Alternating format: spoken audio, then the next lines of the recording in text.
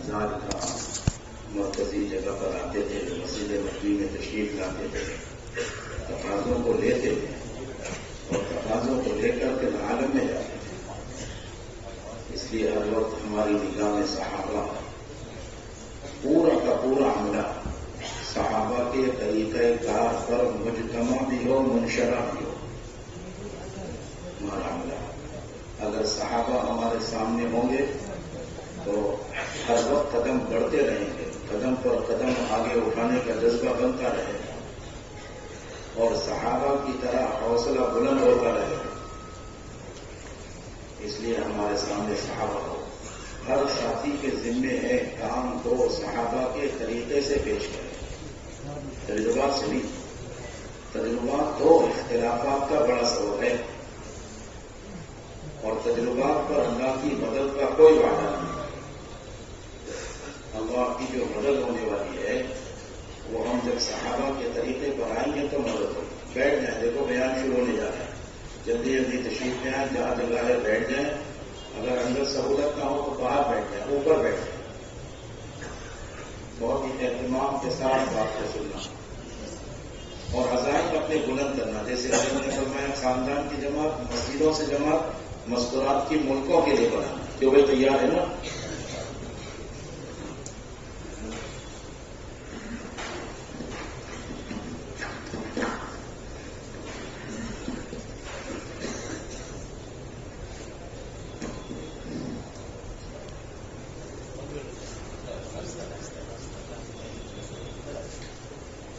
الحمد لله رب العالمين والعاقبة للمتقين والصلاة والسلام على سيد الأنبياء والمرسلين وعلى آله وأصحابه أجمعين. أما بعد، فقد قال الله تعالى في القرآن المجيد: أعوذ بالله من الشيطان الرجيم، بسم الله الرحمن الرحيم. والمؤمنون والمؤمنات بعضهم أولياء بعض يأمرون بالمعروف وينهون عن المنكر ويقيمون الصلاة ويؤتون الزكاة ويطيعون الله ورسوله أولئك سيرحمهم الله إن الله عزيز حكيم. وقال الله تبارك وتعالى: وقرن في بيوتكن ولا تبرجن تبرج الجاهلية الأولى وأقمنا الصلاة وآتينا الزكاة وأطعنا الله ورسوله إنما يريد الله ليذهب عنكم الرجس أهل البيت ويطهركم تطهيرا واذكرن ما يتلى في بيوتكن من آيات الله والحكمة إن الله كان لطيفا خبيرا. وقال النبي صلى الله عليه وسلم: الدين والنصيحة. قلنا لمن؟ قال لله ولكتابه ولرسوله ولأئمة المسلمين وعامتهم. رواه مسلم كما قال صلى الله عليه وسلم. میرے انتہائی قابل احترام بزرگ و دوستوں عزیز ساتھیوں، اللہ رب العزت نے جس طریقے سے دعوت کی یہ ذمہ داری اس امت کے مردوں پر ڈالی ہے، اسی طریقے سے اس امت کے خواتین پر ڈالی ہے. اس لیے کہ یہ امت بحیثیت امت ہونے کے اس دعوت کی ذمہ داری میں حضور صلی اللہ علیہ وسلم کی نیابت اور حضور صلی اللہ علیہ وسلم کی خلافت پر نیابت پر بحیثیت امت ہونے کے مجموعی طور پر ذمہ دار. جس طرح کوئی طاقت ایسی نہیں ہے اور کوئی دلیل بھی ایسی نہیں ہے جو دین کی سلسلے میں مردوں اور عورتوں کے درمیان فرق پیدا کرے، اور یوں کہ جتنا دین مردوں کے لیے ضروری ہے اتنا عورتوں کے لیے نہیں ہے. اسی طریقے سے دعوت کی جو ذمہ داری ہے اس کے اندر بھی کوئی طاقت بھی نہیں، کوئی دلیل بھی ایسی نہیں جو اس امت کے مردوں کو دعوت کی ذمہ داری میں مستورات سے الگ کرے اور مستورات کو دوسرا تیسرا ثانوی درجہ دے. اس لیے کہ قرآن اور احادیث کی اندر غور کرنے سے یہی معلوم ہوتا ہے، اور آپ صلی اللہ علیہ وسلم کی 23 سالہ جو زندگی ہے اور اس کے بعد جو خلفائے راشدین کا زمانہ گزرا ہے، ان میں غور کرنے سے اور خصوصاً ان سب کو جو حضرت مولانا یوسف صاحب نے حیات صاحب نے جمع کیا، ان سب کو غور کرنے سے معلوم یہی ہوتا ہے کہ دعوت کے اندر جتنے بھی اعمال ہیں اور دعوت کی جتنی ذمہ داریاں ہیں اس کے اندر آپ صلی اللہ علیہ وسلم نے بغیر کسی امتیاز اور اختلاف کے دونوں طبقوں کو برابر رکھا.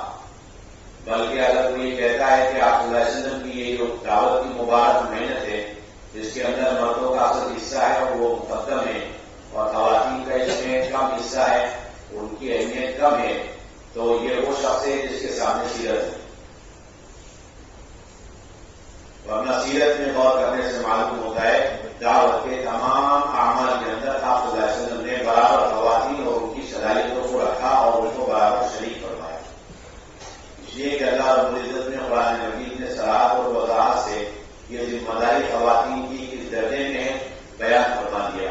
چنانچہ اللہ تعالیٰ نے ارشاد فرمایا کہ مومن مرد اور مومن عورت ہے، مومن مرد اور مومن عورت ہے، ان کی ذمہ داری امر بالمعروف نہی عن المنکر. ان دونوں کو بڑے اہتمام سے الگ الگ واضح لفظوں میں بیان فرمایا. والمؤمنون والمؤمنات، مومن مرد اور مومن عورت، یہ بتلانے ہی کے لیے کہ اس فریض دعوت اور فریض تبلیغ اور امر بالمعروف نہی عن المنکر کے اندر خواتین کا کیا درجہ ہے. جو درجہ مردوں کا وہ درجہ خواتین کا. اسی لیے مفسرین نے لکھا ہے کہ اس سے معلوم ہوا کہ جس طرح یہ دعوت کا فریضہ امر بالمعروف نہی عن المنکر مردوں سے ذمہ واجب ہے، خواتین سے ذمہ بھی واجب. اور امام غزالی رحمۃ اللہ علیہ فرماتے ہیں کہ اس آیت میں غور کرنے سے معلوم یہ ہوا کہ جو امر بالمعروف نہی عن المنکر چھوڑ دے گا، ترک کر دے گا، وہ مومنین کاملین کی جمع سے خارج ہو جائے. مومنین میں داخل ہونے کے لیے تمام انفرادی اعمال ذاتی عبادت ہے، لیکن کاملین میں داخل ہونے کے لیے واحد شرط اور بنیادی راستہ اور دروازہ وہ امر بالمعروف نہی عن المنکر. کمال ایمان کے لیے جس درجے میں امر بالمعروف نہی عن المنکر مردوں کے لیے ضروری ہے، اسی طرح کمال ایمان تک اور ایمان کی اعلیٰ سطح پر پہنچنے کے لیے خواتین کے لیے بھی امر بالمعروف نہی عن المنکر شرط. اس لیے مولانا الیاس رحمۃ اللہ علیہ نے بہت قوت کے ساتھ یہ بات فرمائی جسے حضرت مولانا الیاس رحمۃ اللہ علیہ نے قلم بند کر کے نقل کر دیا کہ جو شخص چاہے مرد ہو چاہے عورت ہو اس امت کے اندر اپنی ذاتی زندگی پر قناعت کر کے دنیا سے چلا جائے، عبادات کے اعتبار سے بھی اور خواہشات کے اعتبار سے اپنی ضروریات میں لگا ہوا ہے اور اپنی عبادتوں میں مطمئن ہے، لیکن دین کے مٹنے کا غم اس کے اندر نہیں ہے، چاہے وہ مرد ہو چاہے عورت ہو. دین کے مٹنے کا غم لیے بغیر دنیا سے جو جا رہا ہے بدترین موت مرا اور آخرت میں روسیا ہو اور اللہ کے نبی کے سامنے منہ دکھانے کے قابل ہے. اور قوت کے ساتھ مولانا الیاس رحمۃ اللہ علیہ نے یہ بات ارشاد فرمائی اور بڑے اہتمام سے حضرت مولانا ابوالحسن علی ندوی رحمۃ اللہ علیہ نے اسے مضبوطات میں جمع کیا نقل کی.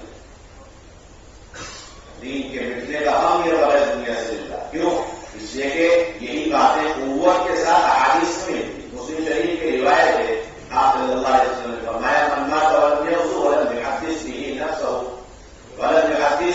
به نفسه مات على شعبة من النفاق. کہ جو شخص اس حال میں مرے کہ اس نے اللہ کے راستے میں غزوہ نہیں کیا اور اللہ کے راستے میں نکل کر دین کی محنت نہیں کری اور نہ ہی اللہ کے راستے میں نکلنے کا ارادہ تک کیا، اس حال میں اگر مرا تو اس میں کوئی شک نہیں کہ وہ نفاق کے شعبے پر مرا.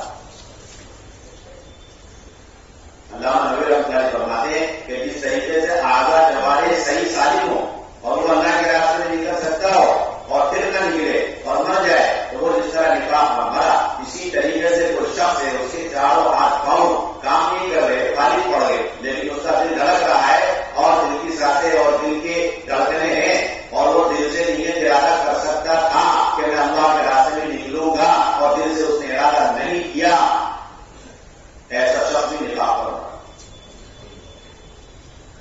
ایسا شخص نفاق پر. اس لیے علامہ قرطبی رحمۃ اللہ علیہ فرماتے ایمان اور نفاق کے درمیان حد فاصل اور فرق کرنے والا عمل، امتیاز پیدا کرنے والا عمل ہی امر بالمعروف نہیں ہے. کوئی دیکھنا چاہتا ہے صبح سے لے کے شام تک، کوئی خاتون یہ دیکھنا چاہتی ہے صبح سے لے کے شام تک میں نے سارے اعمال کیے لیکن میرے اندر نفاق ہے یا نہیں ہے، تو وہ یہ دیکھ لے 24 گھنٹے کی زندگی میں اس خاتون نے امر بالمعروف کتنا کیا، نہیں منکر کتنا کیا.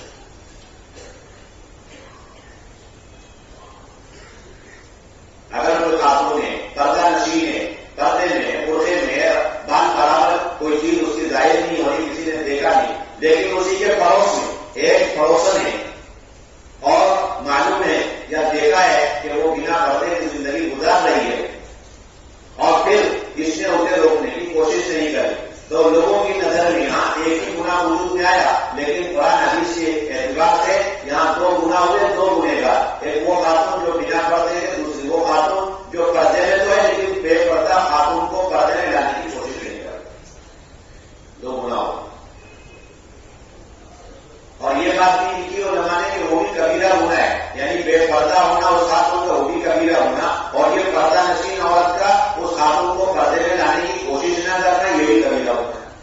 دو باتیں. پھر ان دونوں کبیرہ ہونا کے نتیجے کے اعتبار سے سخت ترین گناہ قرآن حدیث کی روشنی میں کون سا ہے؟ تو کہتے ہیں کہ یہ دوسرا والا ہے، سخت ترین گناہ ہے. تین باتیں. اس کا صاف مطلب یہ کہ اگر کوئی خاتون ہے اور اس کی گلی میں 10 خواتین ہیں بنا پردے کے اور ان 10 خواتین کو اس خاتون نے نہیں روکا تو ان 10 خواتین میں سے ایک خاتون کو ایک گنا ملے گا، اور اس خاتون کو جس نے 10 خواتین کو بے پردگی میں دیکھا سنا اور اس کے دل میں تھا اور وہ روک سکتی تھی، اس نے نہیں روکا تو اس نے گویا 10 گنا زیادہ گناہ کیا. فاطمہ کو نہیں روکا مستقل، عائشہ کو نہیں روکا مستقل گناہ، زینب کو نہیں روکا مستقل گناہ اس کو مل رہا ہے.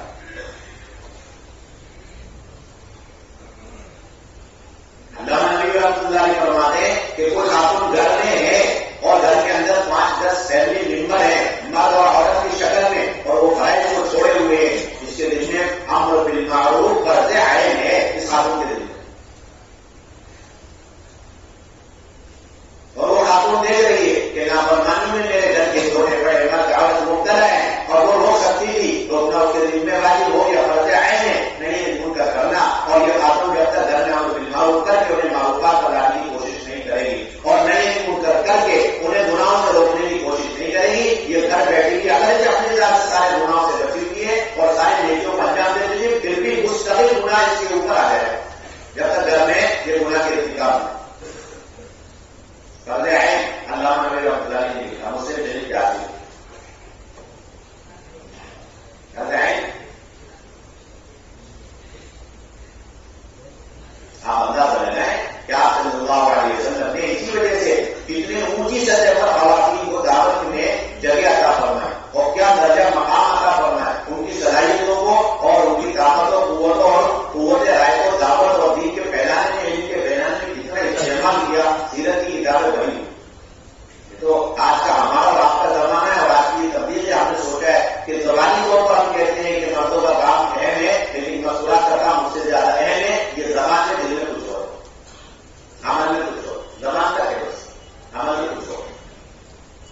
ابھی تک وہ درجہ نہیں دیا گیا. اللہ معاف فرمائے ابھی تک وہ درجہ کو کام کرنے والا، دوسروں کے بارے میں کچھ نہیں کہا جا سکتا. جو کام کرنے والا، کام کا علمبردار، کام کا جو ہے ترجمان ہے، ان کا حال یہ کہ ابھی تک اپنے مشوروں میں تک خواتین کے کام کی وہ اہمیت نہیں ہے جو اہمیت اللہ نے دی اور دینا چاہتے ہیں اور اللہ کے نبی نے دی اور اللہ کے نبی دلوانا چاہتے ہیں. اور اس کی روشنی میں جو قرآن گیا سامنے آئے صاحب ہمیں ان واقعات کو نقل کر کے خواتین کو جو درجہ کام میں دینا چاہا ابھی تک ہم عمل کو دے دیے. یہ بات آپ کی اس میں کچھ ہو رہا ہے. 1 گھنٹہ مشورہ ہو رہا ہے، حلقے کا ہو رہا ہے، مسجد کا ہو رہا ہے، ماہانہ ہو رہا ہے، اور اس پورے مشورے کے اندر آپ نے صرف ان اعمال کو زندہ کرنے کی فکر کی، رائے مشورے لیے کہ جس کے ذریعے مردوں کو ہدایت ملے، مرد سنت پڑھائے، فرائض پڑھائے، نماز پڑھائے، ان کے گناہ ختم ہو جائے. لیکن وہ 1 گھنٹے کے مشورے میں آپ نے ان اعمال میں سے کسی ایک عمل کے بارے میں رائے مشورہ فیصلہ نہیں کیا جس سے خواتین کو بھی ہدایت ملے، وہ بھی بے پردگی سے بچے، پردے پر آ جائے، فرائض پر آ جائیں. تو یہ آپ کا 1 گھنٹے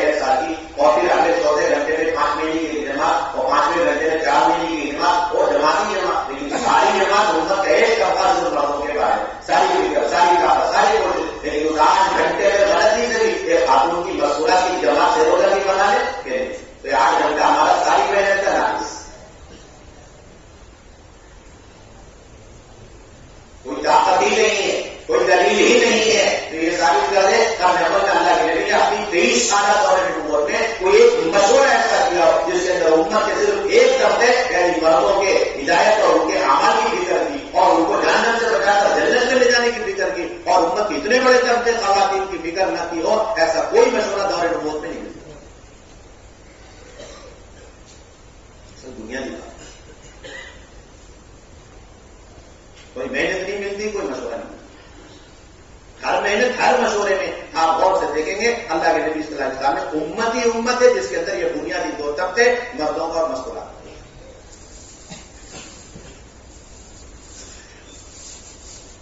اس لیے اللہ رب العزت نے بڑی وضاحت کے ساتھ یہ بات ارشاد کرنا. مومن مرد اور مومن عورت ان کی پہلی اور بنیادی ذمہ داری امر بالمعروف نہیں ہے، ممکن کی ذمہ داری. کسی کو کوئی حق نہیں اور کسی کے اندر طاقت نہیں، کسی کے پاس دلیل نہیں کہ وہ کسی بھی درجے میں اور رائے کے دانے کے برابر بھی دین کے محنت اور دین کی فکروں میں اور اس کے لیے قربانیوں میں، اس کے لیے ہجرت، اس کے لیے نصرت اور اس کے لیے ٹھکانے دینے اور اس کے لیے جذبات کی قربانی دینا اور اس راستے میں آنے والی تمام ناگواری تکالیف کو برداشت کرنے میں مستورات مردوں سے رائے کے دانے کے برابر پیچھے تھی، نیچے تھی. کوئی قرآن عزیز سے اور سیرت سے ثابت نہیں کر سکتا. آپ کو دیکھنا ہے کہ سب اٹھا کے دیکھیے دونوں.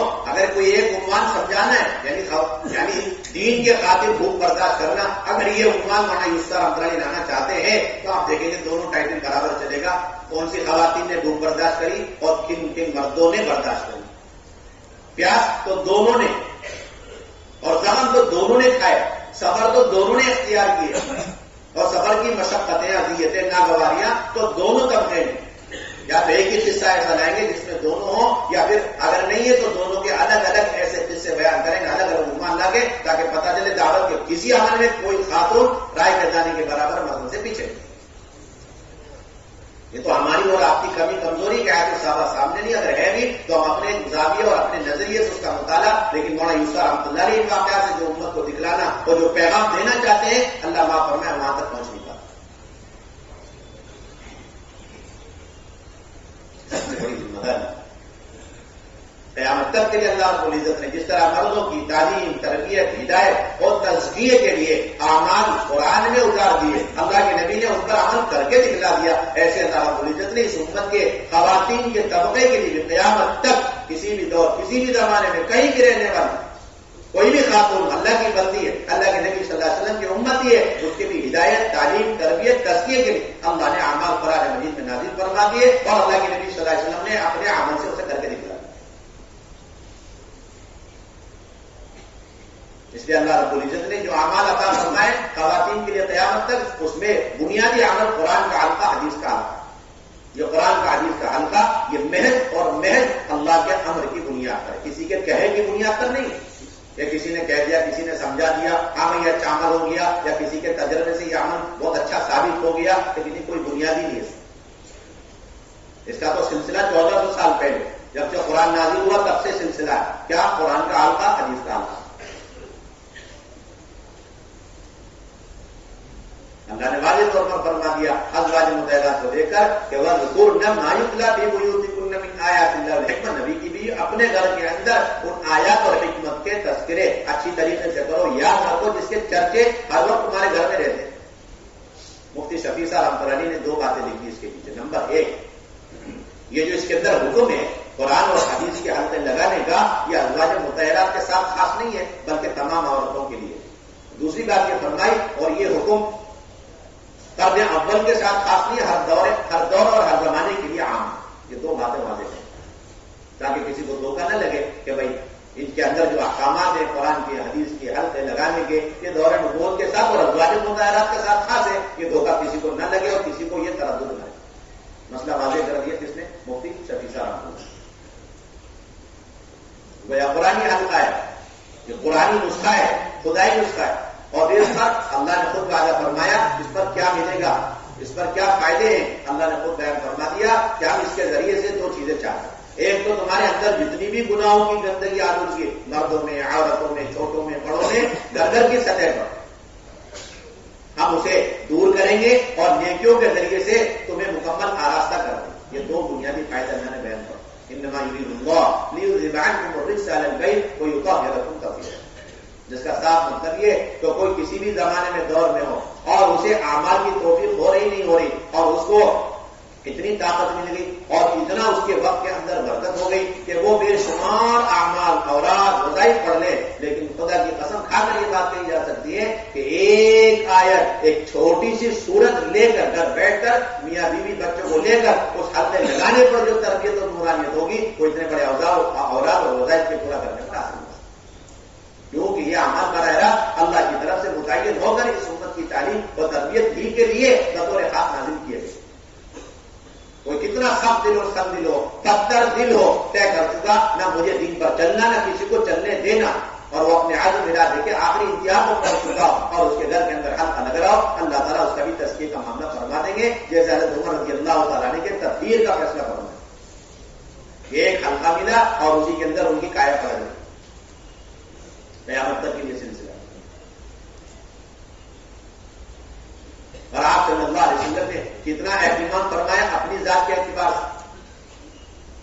آپ کی زندگی میں پہلی بات یہ ملتی ہے کہ آپ نے ان آیتوں کے صرف ان آیتوں کے اترنے سے بھی پہلے آپ نے تعلیم کر کے گھر میں شروع کروا دی، بلکہ غور کرنے سے معلوم نہیں ہوتا ہے، حدیث کی کتابوں میں غور کرنے سے معلوم نہیں ہوتا ہے کہ آپ نے نبوت کے مل جانے کے بعد جب پہلی وحی آئی آپ پر اور نبوت سے آپ کو سرفراز کیا گیا، اس کے بعد آپ تشریف لائے، اس کے بعد آپ نے کون سا عمل کیا؟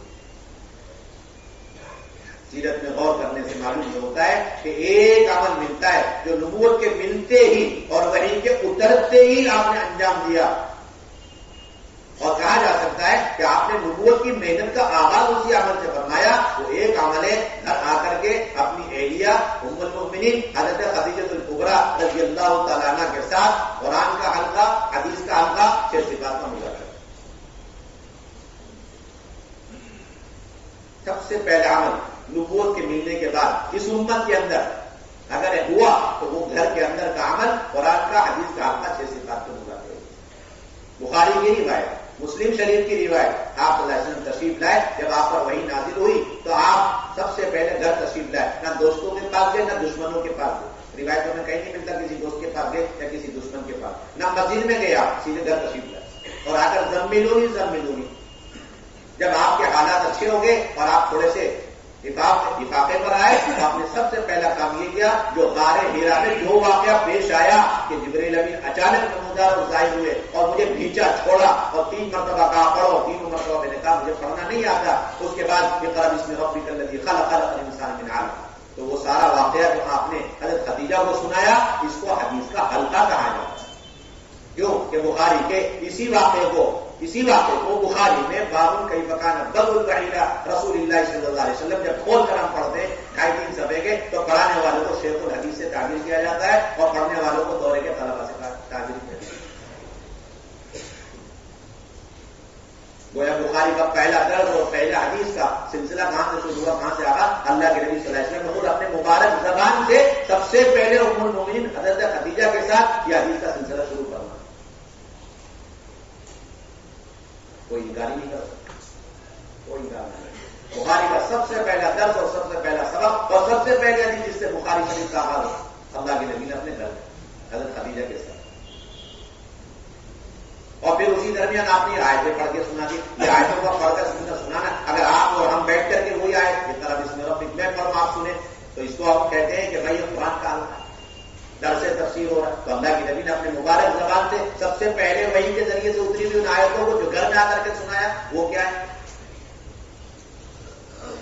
اب یہ 2 ہفتے ہو گئے مکمل، حدیث کا بھی ہو گیا اور قرآن، اس کے بعد حضرت عائشہ اللہ کے نبی تھوڑا گھبراہٹ اپنی ظاہر فرما، اتنا بڑا بوجھ، اتنی بڑی ذمہ داری، اس پر ہم عائشہ نے فرمایا کہ لا یخزیک اللہ تعالیٰ آپ کو، حضرت خدیجہ رضی اللہ عنہ نے فرمایا اللہ تعالیٰ آپ کو بے یار و مددگار اور رسوا نہیں فرمائیں گے، اس لیے کہ آپ کو بہت اونچے اخلاق والے ہیں، اس لیے کہ آپ صلہ رحمی کرتے ہیں اور اسی طرح آپ لوگوں کا بوجھ اٹھاتے ہیں اور آپ لوگوں کے لیے امداد اور مدد کرتے ہیں اور مہمان نوازی کرتے ہیں۔ اللہ حضرت خدیجہ رضی اللہ تعالیٰ عنہ کا یہ ساری صفات گن گن کے شمار کر کے اخلاق کریمہ کو بیان کرنا، یہ 6 صفات میں چوتھے نمبر کا مذاکرہ پہلا تھا، اتنا پرانا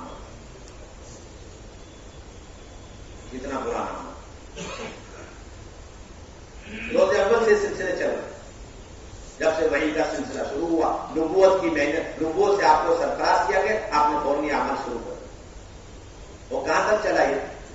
کہتے ہیں کہ موت تک سکرات کے عالم میں بھی آپ حلقے لیتے ہوئے گئے۔ فرق یہ تھا کہ شروع میں حضرت خدیجہ تھی، ان کا انتقال ہوا، لیکن سکرات کے عالم میں ام المومنین ایک اور تھی حضرت عائشہ، ان کے ساتھ حلقے لیتے لیتے آپ دنیا سے تشریف لے۔ موطا امام مالک کی روایت ہے، باب جامع الجنائز، اس کے اندر یہ روایت موجود ہے کہ حضرت عائشہ رضی اللہ تعالی عنہ کے گھر جانا چاہتے تھے، بار بار میری باری کدھر ہے، میری باری کدھر ہے، تو ساری ازواج مطہرہ سمجھ گئی کہ اللہ کے نبی صلی اللہ علیہ وسلم حضرت عائشہ کے پاس جانا ہے، چنانچہ سب نے رضا خوشی کے ساتھ انہیں حضرت عائشہ کے پاس جانے کا موقع اور وہاں جا کے تیمارداری کرنے، اور وہی سب کی سب خواتین جا کے خدمت اور عیادت اور تیمارداری۔ حضرت عائشہ فرماتی اللہ کے نبی صلی اللہ علیہ وسلم کا مبارک سر میرے سینے پر تھا اور سکرات کا عالم تھا، درد اور کرانے کی عجیب و غریب کیفیت تھی، اور مجھے پورا یقین معلوم تھا کہ کسی نبی کو اللہ تعالیٰ اس وقت تک دنیا سے نہیں اٹھاتے جب تک انہیں دو چیزوں میں سے ایک چیز کا اختیار نہ دے دیا جائے، یعنی دنیا میں رہنا یا آخرت پسند کرتے، کسے آپ منتخب کر دیں۔ اتنے میں نے دیکھا اللہ کے نبی صلی اللہ علیہ وسلم کے مبارک ہونٹ کھلے اور آپ صلی اللہ علیہ وسلم نے یہ دعائیں پڑھی، اللہم اغفر لی، اللہم ارحمنی، اللہم رفیق الاعلی، اے اللہ میری مغفرت فرما، اے اللہ میرے اوپر رحم و کرم کا معاملہ کرو، اے اللہ مجھے رفیق اعلیٰ سے ملا دے۔ جیسے ہی الفاظ آپ کے مبارک زبان سے نکلے تو میرے دل میں بات اچھی طرح اتر گئی کہ ابھی ابھی اللہ کے نبی صلی اللہ علیہ وسلم کو دنیا اور آخرت کے بیچ میں اختیار دیا گیا اور آپ نے آخرت کو چن لیا، اس لیے آپ نے دعائیں پڑھی، اب اللہ کے نبی یقیناً ہمیں چھوڑ کے دنیا سے جائیں۔ سکرات کا عالم ہے، گھر کے اندر ہے، اور اپنی بیوی اور ام المؤمنین حضرت خدیجہ کے اوپر سہارا لگائے ہوئے ہیں، اور اس موقع پر آپ صلی اللہ علیہ وسلم یہ دعائیں پڑھ رہے ہیں۔ اس کو ہم موتا کھول کے پڑھتے تو کہتے ہیں موتا شریف کا درس کا حلقہ چلتا، ہم عائشہ نہ ہوتی تو ہمیں پتہ نہیں چلتا، اللہ کے نبی دنیا سے تشریف لے جاتے کیا دعائیں پڑھتے ہوئے آپ کے اوپر کیا کہتی ہے تاریخ اس موقع پر۔ یہ سب کس کی برکت ہے؟ یہ عین سکرات کے عالم میں ام المؤمنین کو لے کر کے حلقے لگانے کی برکت۔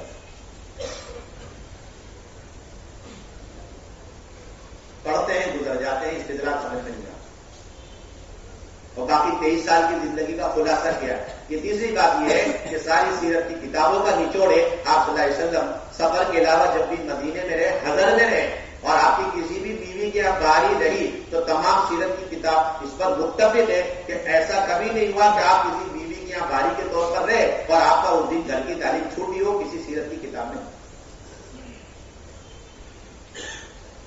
ابھی تو ہم تردد میں ہے کہ گھر کی تعلیم ہمارے حق میں جائز ہے کہ نہیں ہے، ہمارے تو ذمہ مسجد کا سارا کام ہے وہ کر لیا، وہی بہت ہو گیا، گھر کا تو اوور ڈوز ہو جائے گا، اس لیے تقسیم کر کے ابھی گاڑی چل رہی ہے۔ مسجد کے اعمال ہے، مردوں کے حوالے، گھر کے اعمال ہے، مستورات کے حوالے، یہ سب سلسلہ کیونکہ بہت تھکے ہوئے ہیں، بڑے تقاضے باہر کے عالم کے کہ اللہ کے نبی کے یہاں یہ تقسیم نہیں۔ جتنے بھی تھکے آ رہے ہو، دن ہو رات ہو، اہتمام سے آپ کو ہلکا لینا ہے تو لینا ہے، چاہے فردن لیکن بیوی کو لے کر یا پھر وقت مقرر کر کے تمام بیویوں کو حتیٰ کہ بیٹیوں کو بھی جمع کر کے۔ یہ ساری سیرت کی کتابوں میں بخاری اور مسلم میں سارے واقع ہیں، سب کو اکٹھا کر کر حدیث کے حلقے لینے کے واقعے میں حضرت عائشہ رضی اللہ تعالیٰ عنہ کی بڑی مشہور روایت ہے، مسلم شریف کے اندر نقل کی گئی۔ حضرت عائشہ رضی اللہ تعالیٰ عنہ فرماتی ہے کہ آپ صلی اللہ علیہ وسلم نے فرمایا اسرعكن بلحاقا اطولكن يدا قالت وكن يتطاولن ايتهن اطول يدا قالت فكانت اطولنا يدا زينب رضی اللہ تعالی عنہا لانها كانت تعمل بيدها وتصدق رواه مسلم۔ کہ آپ نے تمام بیویوں سے ارشاد فرمایا کہ میرے مرنے کے بعد تم میں سے سب سے جلد مجھ سے آ کر ملنے والی وہ بیوی ہوگی جس کا لمبا ہوگا۔ یہ سنتے تمام بیویاں اپنی ہاتھوں کی پیمائش میں لگ گئی، بعد میں پتہ چلا لمبی ہاتھ سے مراد زیادہ صدقات خیرات کرنے والی اور حضرت زینب رضی اللہ تعالی عنہ نے۔ یہ مثال ہے آپ کا گھر آ کر تمام بیویوں کو ایک وقت میں جمع کر کے حدیث کے حلقے لینے اور پھر اس میں فضائل کی شکایت اور خصوصاً ایسے عمل کی ترغیب جس کی برکت سے کل قیامت میں اللہ کے نبی سے جلد ملاقات، جلد قرب حاصل ہو جائے، اس کی یہ مثال۔ اس کو کیا بولتے ہیں؟ فضائل کے حلقے کرنے کو، صدقات خیرات کی ترغیب ہے، جس کی وجہ سے کل قیامت میں اللہ کے نبی سے ملاقات بھی ہوگی جلدی اور قرب بھی حاصل ہوگی۔ ایسا بھی روایتوں میں ملتا ہے کہ اگر کوئی گھر میں غیر حاضر ہے اور حلقے میں پہنچا نہیں ہے تو آپ نے حلقہ روک دیا، ان کے آنے تک انتظار فرمایا، جب وہ آگے اس کے بعد آپ نے حلقہ لیا۔ اس کو کہتے ہیں نا وقت مقرر کرنا، اور پھر گھر کے اندر سب کو اکٹھا کر کے تعلیم کا حلقہ لینا۔ یہ ساری سیرت کی کتابوں۔ عائشہ رضی اللہ تعالیٰ عنہ کی اگلی کی روایت مسلم شریف کے اندر فرماتی ہے کہ آپ نے سب کو جمع فرما دیا، پھر دیکھا کہ بیٹی فاطمہ غیر حاضر. کون غیر حاضر؟ جی بیٹی فاطمہ غیر حاضر.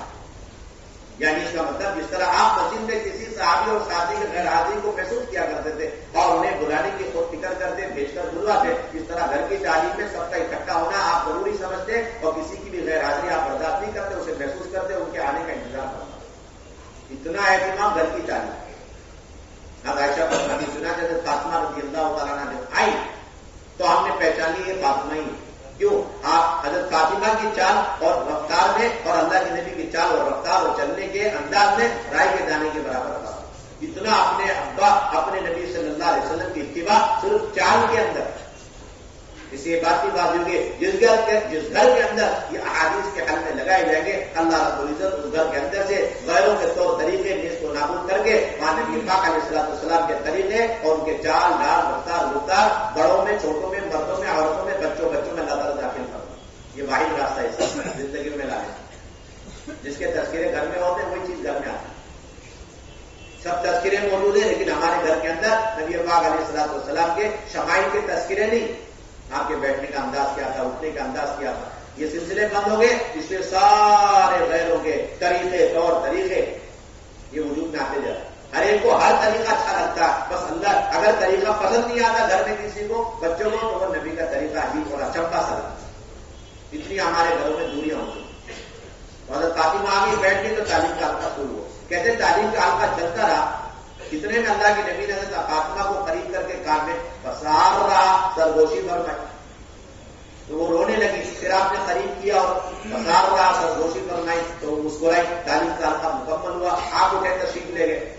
اب حضرت عائشہ مطمئن نہیں تھی کہ اتنے زیادہ حلقے اور اتنی ساری حدیثیں آپ نے سنا دی، بلکہ آپ اما عائشہ حضرت فاطمہ کے پاس جا کے کہنے لگی کہ اللہ کے نبی نے تمہارے کان میں کوئی حدیث سنائی جو ہم سن نہیں سکے، اس لیے وہ حدیث سناؤ جو اللہ کے نبی صلی اللہ علیہ وسلم نے ہم سب کو الگ کر کے تمہارے کان میں سرگوشی کے طور پر بیان کر دیا. حضرت فاطمہ نے کہا کہ اللہ کے نبی کا راز ہے، میں اس کو بیان نہیں کر سکتی، اس راز کو فاش نہیں کر سکتی، میں حدیث نہیں سنا. حضرت عائشہ خاموش ہو انتظار کرتی. اللہ کے نبی کا انتقال ہوا تو بڑے اہتمام سے یاد رکھ کر گئے حضرت فاطمہ کے پاس اور جا کے کہنے لگی میرا تم پر ماں ہونے کے اعتبار سے جو حق بنتا ہے اس ماں کا حق ہونے کا واسطہ دے کر میں پوچھوں حدیث سنا جو اللہ کے نبی نے اس دن بیان حدیث کے حلقے کے اندر تمہیں الگ سے سنا، وہ حدیث سنانی پڑی. ہاں اب راز کی بات نہیں، کیوں اللہ کے نبی دنیا سے پردہ فرما چکے، اب وہ راز کی بات نہیں رہی. کہنے لگی کہ اللہ کے نبی صلی اللہ علیہ وسلم نے پہلی مرتبہ مجھے قریب کر کے میرے کان میں یہ بات ارشاد فرمائی کہ جبرائیل امین ہر سال میرے ساتھ ایک بار قرآن کا دور فرمایا کرتے تھے. امسال جبرائیل امین نے قرآن کا دور 2 مرتبہ کیا، جو اس بات کی علامت ہے کہ تمہارے ابا کا دنیا سے جانے کا وقت قریب آتا. اس لیے بیٹی تقوی اختیار کرو، صبر اختیار کرو. اس پر میں روئی جو آپ نے پہلی مرتبہ کی. آپ نے پھر مجھے قریب کیا اور فرمایا کیا تم اس بات سے راضی نہیں کہ کل قیامت میں جنت کی عورتوں کی سردار بنا دی جاؤ؟ یہ حدیث سنتے میں مسکرائی جیسے آپ نے دوسری بات بتا. یہ اللہ کے نبی کا گھرانا، وقت مقرر کرنا اور سب کو اکٹھا کرنا، جو غیر موجود ہے انہیں بھی بلانا اور پھر اس کے بعد بڑے اہتمام کے ساتھ حدیث کے آتے ہیں. یہ تو عام حالات ہیں. باقی کبھی آپ دن میں نہیں آ سکتے، تھکے ہوئے آپ آرام فرمانے لگے اور رات میں آپ بیدار ہوئے تو آپ نے رات میں بھی وہ تعلیم کا حلقہ لے کر اپنا معمول اپنی بیوی کے ساتھ پورا کیا. بخاری شریف کی باب العلم والعظۃ باللیل، کتاب العلم کے اندر یہ ترجمہ الباب قائم کیا امام بخاری نے کہ رات کے وقت میں علم لینا دینا اور نصیحتیں کرنا اور نصیحت سننا. باب العلم والعظۃ باللیل. اس کے نیچے حضرت ام سلمہ رضی اللہ تعالیٰ عنہ کے واقع نقل کیا. عن ام سلمہ رضی اللہ تعالیٰ عنہ قالت استيقظ النبي صلى الله عليه وسلم ذات ليلة فقال سبحان الله ما أنزل الليل من الفتن وماذا فتح من الخزائن أيقظوا صواحب هذه الحجر فرب كاسد في الدنيا عارية في الآخرة. رواه البخاري. آپ صلی اللہ علیہ وسلم تشریف لائے، آرام فرمانے لگے. اچانک رات میں بیدار ہوتے ہی حدیث کا آپ نے شروع فرمایا کہ سبحان اللہ آج کی رات عجیب و غریب فتنے اتار دیے گئے اور آج کی رات بے شمار خزانے کھول دیے گئے. کوئی ہے ان گزرے والیوں کو یعنی میری بیویوں کو اٹھا دے. پھر آپ نے فرمایا بے شمار عورتیں ایسی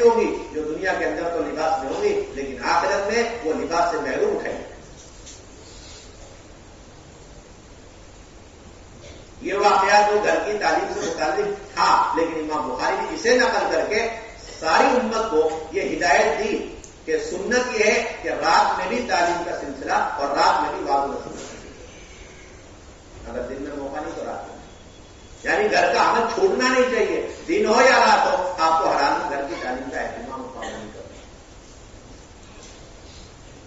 امام بخاری لے کر کے آ رہے ہوئے اتنی بڑی ذمہ داری، عام صحابہ کا یہ حال تھا، جو حدیث مسجد میں سنتے فوراً گھر تشریف لاتے اور اس کے بعد گھر والوں کو سنا دیتے۔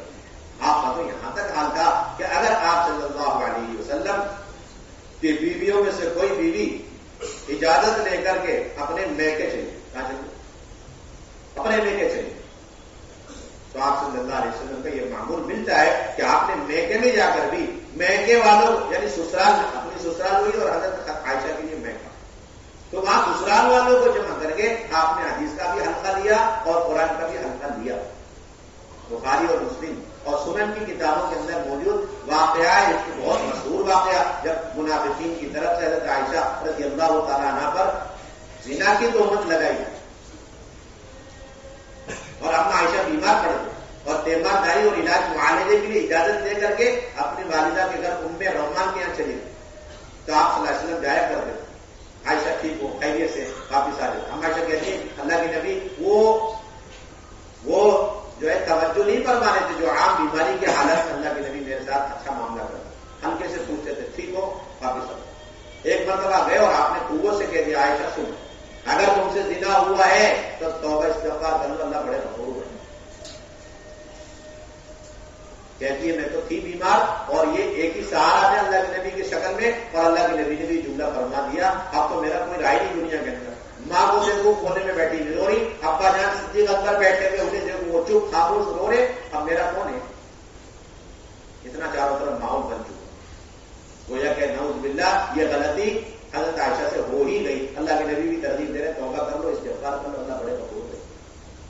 اب کہتی ہے میں تنہا ہوں اور میرے ساتھ میرا اللہ، حلقہ لگا ہوا اللہ کے نبی بھی ہے، والدہ بھی ہے، والد صاحب بھی ہے۔ کہتی ہے اگر میں اللہ کے نبی کی بات مان کر کے استغفار کرتی تب بھی میرا اللہ جانتا ہے کہ عائشہ اس گناہ سے بری ہے، اور اگر میں توبہ استغفار نہ کروں تب بھی اللہ میاں جانتے ہیں کہ عائشہ اس سے بری ہے۔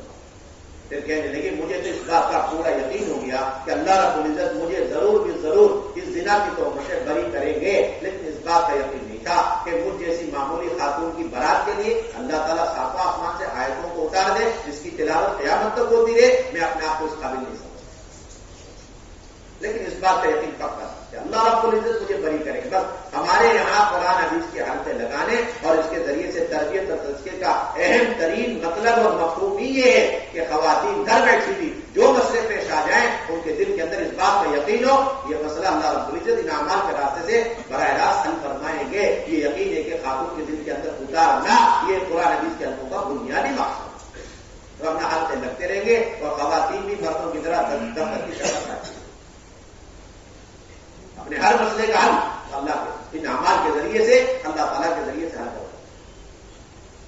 کہتی ہے کہ اتنے میں اللہ کے نبی پر وحی کے اترنے کے آثار کیا مطلب، یعنی جبرائیل امین گھر آتا ہے، جبرائیل امین گھر تشریف دیا ہے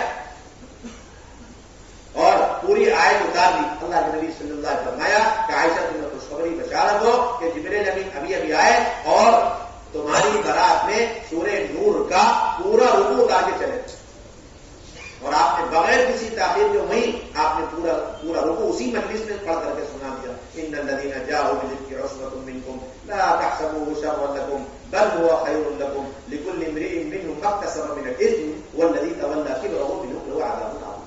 اس کا خلاصہ یہ ہے کہ ساری تہمتوں سے ڈرنے کی کوئی ضرورت نہیں ہے، جسے تم دیکھ کر کے سن کر کے اپنے لیے شر سمجھ لی وہ تمہارے حق میں 100% خیری ہے۔ جو مولانا یاسر افغانی فرمایا کرتے تھے اس کام کی ذلتوں کے اندر عزتیں تلاش کرو، اس کام کی ذلتوں سے گزرے بغیر جس کے اندر یہ تہمت بڑی خطرناک ذلت کا مرحلہ ہے، جس کے بعد اللہ وہ چمکاتے اور وہ خیر اٹھاتے کہ ہم سوچ ہی نہیں سکتے۔ ذکر خیر کیا کہ خاتون کے لیے قیامت تک برات نامے کے طور پر پورا ایک رکوع قرآن مجید میں قیامت تک اس کی تلاوت، اس سے بڑا خیر اور کیا ہو سکتا ہے۔ پہ رحمان کہہ رہی بیٹی اٹھو اور اللہ کے نبی کا شکر ادا کرو۔ کہتے کہ میں کیوں شکریہ ادا کروں، انہوں نے تو میری کوئی طرفداری نہیں کری، وہ تو مجھ سے آ کر کہہ رہے توبہ استغفار کرو، بیچ میں رکھ کر کے برات نازل فرما کر کے مجھے بری فرما. روایت کو پوری ہو گئی، پڑھتے بھی سنتے بھی نکل جاتے، لیکن کبھی احساس نہیں کہ یہ کتنی بہترین جو ہے عمدہ مثال اور دلیل ہے کہ آدمی جب جا رہے سسرال تو وہاں پر سارے سسرالی لوگوں کو دے کر کے اپنی ساس بھی ہے، سسر بھی ہے اور بیوی بیمار کی حالت میں، اور وہاں بھی آپ نے قرآن کا حلقہ بھی لیا اور حدیث کا حلقہ بھی لیا. اصل بنیادی چیز جو سمجھنے کے لیے سمجھانے کی، اتنا اہتمام آپ کی طرف گھر کی تعلیم کے اندر. ایک صحابی کا حال یہ تھا کہ مسجد میں جو حدیث اور جو مسئلہ یا پھر جو کوئی آپ آیت سن لی، گھر آتے اور فوراً آ کر کے سنا. ابو سلمہ دوڑے ہوئے آ رہے، ام سلمہ سے کہہ رہے اللہ کے نبی صلی اللہ علیہ وسلم نے یہ دعا سکھلائی ہے، اگر مصیبت کے آنے پر جو آدمی انا للہ پڑھ کر اللہ اجرنی فی مصیبتی والی دعا پڑھ لے تو اللہ تعالیٰ مصیبت کا اجر اور اس کے نعمت کا بدل عطا فرما دے. ایک حدیث، ایک دعا، اور میاں بیوی نے لے کر حلقہ لگا لیا اور فوراً لگایا. جس طرح گھر میں تڑپتے ہوئے آدمی کو چھوڑ کر آدمی ڈسپینسری سے دوائی لاتا ہے اور رات فوراً اس کو دوائی دیتا ہے، اس طرح حضرات صاحب ایک حدیث ایک آیت ایک دعا سن کر کے آپ کے گھر والوں کو دے دیا. کئی مدینے طیبہ میں یہ نہیں ملتا، گھروں کے اندر کتابیں رکھی ہوئی تھی لیکن کوئی گھر کی تعلیم سے خالی نہیں. کوئی گھر کی تعلیم سے خالی نہیں. قرآن حدیث کے حلقوں سے کوئی مدینے کا کوئی گھر خالی نہیں. کتاب اور کتابی شکل کی تعلیم ہی زیادہ مشکل ہے. باقی سینہ بسینہ والی تعلیم کا سلسلہ شروع ہو جائے تو معمولی گاؤں دیہات کا کوئی گھر بھی باقی نہ رہے کہ جہاں پر تعلیم ہو. امت کو دوبارہ اس پر لے کر کے ایک حدیث سنے اور آ کر کے گھر والوں کو سنا. اب ام سلمہ فرماتی ہے کہ تھوڑے دنوں میں ابو سلمہ کا انتقال ہو گیا اور میں نے فوراً عدت میں بیٹھتے بیٹھتے یہ دعا پڑھ لی، انا للہ و انا الیہ راجعون اللہم اجرنی فی مصیبتی واخلف لی الخیر منہ. اور میں عدت میں بیٹھ گئی اور میں نے سوچا ابو سلمہ سے بڑا داعی مجاہد مخلص کون ملے. کہتی ابھی میری عدت پوری اور اللہ کے نبی گھر تشریف لائے اور کہنے لگے، فرمانے لگے میں تم سے نکاح کرنے کی. وہاں حضرت عائشہ نے اپنے اوپر اتنا جو بڑا مسئلہ آیا اسے اسی حدیث کے حل سے اور اس کی بنیاد پر جو یقین اس سے حل کروا. اور یہاں پر حضرت ام سلمہ اپنا مسئلہ حل کروا. دنیا کی بڑی سے بڑی طاقت آ جائے اور وہ خواتین کو بے پردہ کرنے کی کوشش کرے، لیکن گھر کی تعلیم کا اگر تسلسل رہا تو پھر اس کے برکت سے اتنا دن کے اندر مضبوطی اور پختگی اور استحکام اور استقامت ہو جائے گی. سارا باطل نظام مل کر ایک ایمان والے کو گھر سے باہر نہیں نکال سکتا. حجاج بن یوسف نے حضرت عبداللہ بن زبیر رضی اللہ تعالیٰ عنہ کو قتل کیا، لٹکا دیا. حضرت اسماء رضی اللہ تعالیٰ عنہ کے پاس پیغام بھیجا کہ میرے پاس چل کر کے آؤ. 100 سال کی عمر، حضور کی وفات کو بھی تقریباً 50-60 سال ہو چکے. تو حضرت اسماء نے کہلوایا کہ میں نہیں آتا. اتنا بڑا باطل نظام حجاج بن یوسف. تو اس نے کہا کہ اگر آپ نہیں آؤ گی تو میں ایسا آدمی بھیجوں گا جو تمہیں تمہاری چوٹی کے بل گھسیٹتے ہوئے میرے پاس لے کر جائے. ظالم آدمی کسی کو نہیں باقی. اس پر حضرت اسماء نے کیا جواب دیا؟ اس کا شریف کی روایت حضرت اسماء نے فرمایا ٹھیک ہے میں تو اس وقت تک اب نکلوں گی نہیں کرتے جب تک حجاج ایسا آدمی نہیں بھیجے گا جو مجھے میری چوٹی کے بل گھسیٹ کر کے مجھے گھر سے باہر نکال کے دکھا. آپ کو بہانے سے خواتین باہر نکل وہ تو نکلنا ہی پڑے گا. کیا نکلنا پڑے گا؟ ایمان کا چاہے نکل رہی، ایمان میں کمزوری اس لیے نکل رہی تھا. یہ جملہ سنتے ہی حجاج بن یوسف ہل گیا اور اس نے اپنی چپل منگائی، پہنا اور آیا حضرت اسماء کی خدمت میں اور کہنے لگا اچھا آپ ہی ہیں جن کو اللہ کے نبی نے ذات النطاقین کا لقب دیا؟ تو حضرت اسماء نے فرمایا ہاں میں ہی ہوں، مجھے اللہ کے نبی نے ذات النطاقین کا لقب دیا تھا جب ہجرت کی رات تھی اور میرے ذمہ تھا کچھ سب کو تھوڑا لے کر کے آنا اور اس کو قجازے سے باندھنے کی رسی بھول آئی تو میں نے اپنے پاس جو کچھ بھی تھا انتظام اس کے 2 حصے کیے رسی کے اور ایک سے قجازے میں نے اس ستو کے تھیلی کو باندھ دیا. اس پر اللہ کے نبی نے مجھے یہ لقب دیا. کہنے کہ یہ تو الگ بات ہے اور تمہیں میں ایک حدیث سناتی ہوں جو میں نے 50 سال پہلے اللہ کے نبی سے سنا. وہ حدیث سنو تو یہ کہ اللہ کے نبی نے فرمایا اس امت میں 2 شخص گزریں گے، ایک کذاب ہوگا اور دوسرا مبرم ہوگا. کذاب کو ہم نے دیکھ لیا مسیلمہ کذاب، اور مبرم کہتے ہیں ظالم کو، اور اس میں کوئی 2 رائے شک نہیں کہ وہ مبرم اور ظالم تم ہی ہو. یہ کہتے ہی حجاج بن یوسف خاموش اٹھا اور وہاں سے اس کے بعد چلے گئے. اس کے بعد کبھی حضرت اسماء کو کچھ نہیں کہا.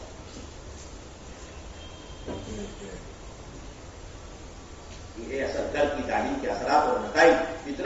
استحکام اور اتنی پختگی کہ اتنا بڑا ظالم نظام آ جائے لیکن اتنی بڑی عمر میں بزرگی میں وہ ان کو باہر نکالنے سے عاجز ہو. یہ مضبوطی استحکام اور استقامت یہ گھروں کی تعلیم کی برکت. انہوں نے یاد رکھا 60 سال پہلے وہ حدیث کہ پتا چلا جو اس کا مستاق تھا اسی کے سامنے وہ حدیث سنا. اتنا بڑا ظالم نظام آیا اس کو بھی لے کر حدیث کا حلقہ لگایا.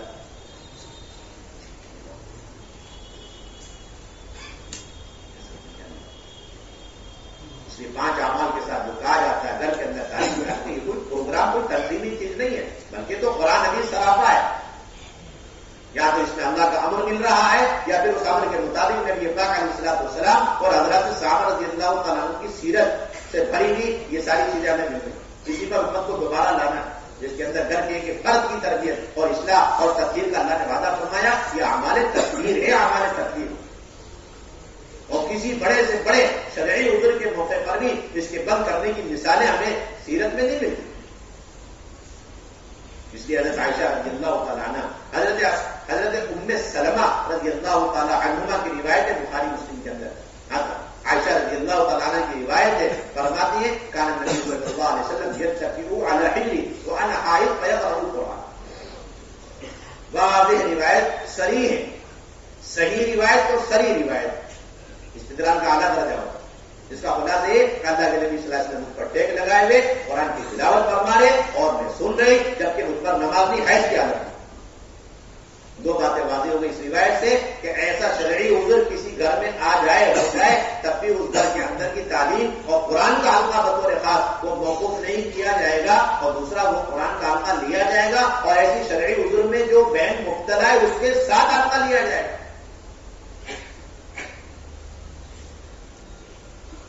اور جو مستورات کے اعمال کو محض اپنی عقل اور رائے اور تجربے کی بنیاد پر لے کے چلنا چاہتے ہیں وہ حضرات ہیں جو اس سیرت کے سامنے آنے کے باوجود بھی یہ چاہتے ہیں کہ یہ حلقے اور یہ سارے اعمال یہ رائے اور ہمارے تجربے کے مطابق. اس لیے حضرت عمر رضی اللہ تعالیٰ فرما گئے کہ جو رائے والے ہوتے ہیں وہ ہمیشہ سنتوں کے دشمن.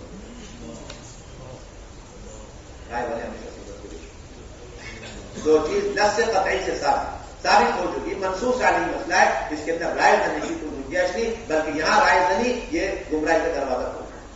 یہ امت کو اعمال ہدایت سے دور کر کے ہدایت سے ہی محروم کر دیں گے. ایسے منصوص علیہ مسائل اور اعمال دعوت کے سلسلے میں رائے زنی کی کسی کی کوئی گنجائش ہی نہیں. یہاں تو سیرت ہے اور وہ ہمارے لیے اسوہ ہے اور مقتدی ہے اور ہم مقتدی ہیں ہمیں چلنا ہے. اسے ہم اس عمل کو اختیار کریں. دنیا کی ایک دن تعلیم منتخب سے ایک دن فضائل اعمال میں فضائل صدقات 6 صفات کا مذاکرہ تشکیل اور اگلے دن کے 3 عملوں کا مشورہ. اس طرح 5 اعمال کے ساتھ ہمیں اہتمام کے ساتھ ایک ایک گھر کے اندر اس تعلیم کے حلقوں کو زندہ کرنا یہ ہمارے کام کے مقاصد میں سے دستور میں شامل داخل. 10-15 گھر میں تعلیم شروع ہو گئی یہ کوئی جو ہے ذمہ داری کی بات نہیں ہے اور خوشی کا بھی موقع نہیں ہے بلکہ ذمہ داری اس وقت پوری ہوئی جب ہمارے گھر کے اطراف میں رہنے والے ہر گھر میں زندہ ہو. ایک گھر میں تعلیم شروع نہیں ہوئی تو نہ جانے وہ ایک چنگاری بے دینی کی کب ہمارے بھی گھر کی دین کے دیے کو بجھا دے ہم کہہ نہیں سکتے. اور یہ تو انفرادی تعلیم گھر گھر کی خصوصی تعلیم باقی عمومی تعلیم کی بھی ضرورت ہے جس کے اندر خواتین ایسی آئیں جن کا کوئی دین سے تعلق نہیں اور علم کا ماحول سے گزری نہیں اور پردے کا ماحول دیکھا نہیں. اب ان کے گھر کے اندر تعلیم اور عمل شروع کرنے سے پہلے انہیں تھوڑا ماحول میں لانے کی ضرورت ہے. اس کے لیے بولتے ہیں عمومی تعلیم کے سلسلے بھی ہونے چاہیے. اللہ کا نہیں فرماتے ہیں قرن اول میں 2 تعلیم ملتی. ایک خصوصی تعلیم گھر گھر کی میاں بیوی سب کے سب بیٹھ کر اور دوسری عمومی تعلیم یعنی خواتین کو اکٹھا کر کے اور ان کے درمیان اللہ رسول کے کلام کو پڑھا جائے سنا جائے اور بیچ بیچ میں مرد حضرات جا کے دین کی باتیں کریں حدیث کے حلقے لگائے جائیں. فرماتے ہیں یہ بھی کوئی آج 2 سال 100 سال کی بات نہیں بلکہ یہ تو عین اللہ کے نبی کی سنت. اس کی سنت تو اللہ کے نبی کی سنت جس کو ہم لوگ ہفتےواری تعلیم سے تعبیر کرتے ہیں یہ تو خواتین کے فکر کا نتیجہ ہے. ہفتےواری تعلیم کہاں سے وجود میں کرنے عمل سے اور کس کی فکر کا نتیجہ ہے یہ تو خود خواتین نے درخواست کی اللہ کے نبی سے اس کے نتیجے میں ہفتےواری تعلیم ہمیں ملی ہے. بخاری شریف کی روایت باب هل يجعل للنساء يوم على حدة في العلم کہ دین کے سیکھنے سکھانے اور علم کے سیکھنے سکھانے کے لیے خواتین کے لیے کوئی وقت اور دن مقرر کرنا چاہیے. یہ سوال قائم کر کے امام بخاری نیچے قصہ نقل آ رہے ہیں. ہاں اس قصے سے معلوم ہو رہا ہے کہ ہاں خواتین کے لیے ایک دن مقرر کر کے انہیں اکٹھا کر کے ان کو اللہ رسول کے پیغامات سنانا عین سنت ہے.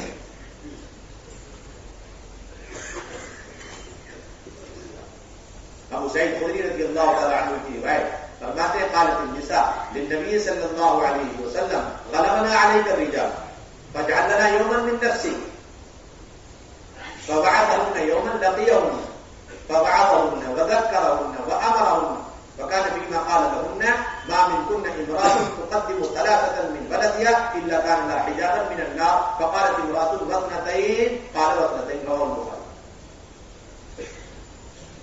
کہ خواتین آئی حضور کی خدمت میں اور عرض کرنے لگی یہ مرد حضرات ہیں ہم پر غالب آ گئے اور آپ کی خدمت میں پہنچ رہے ہیں, دین سیکھ رہے ہیں اور ہمیں یہ موقع میسر نہیں ہے. ہم گھر بیٹھے اپنے سارے گھر کے کام کاج میں مشغول, آپ ہمارے لیے بھی کوئی دن اور وقت مقرر فرما دیں. یہ سن کر آپ صلی اللہ علیہ وسلم نے ان کے لیے ایک دن مقرر فرما دیا جس میں ان کے پاس جا کر آپ صلی اللہ علیہ وسلم نے انہیں نصیحتیں فرمائیں, احکامات کی تعلیم دی.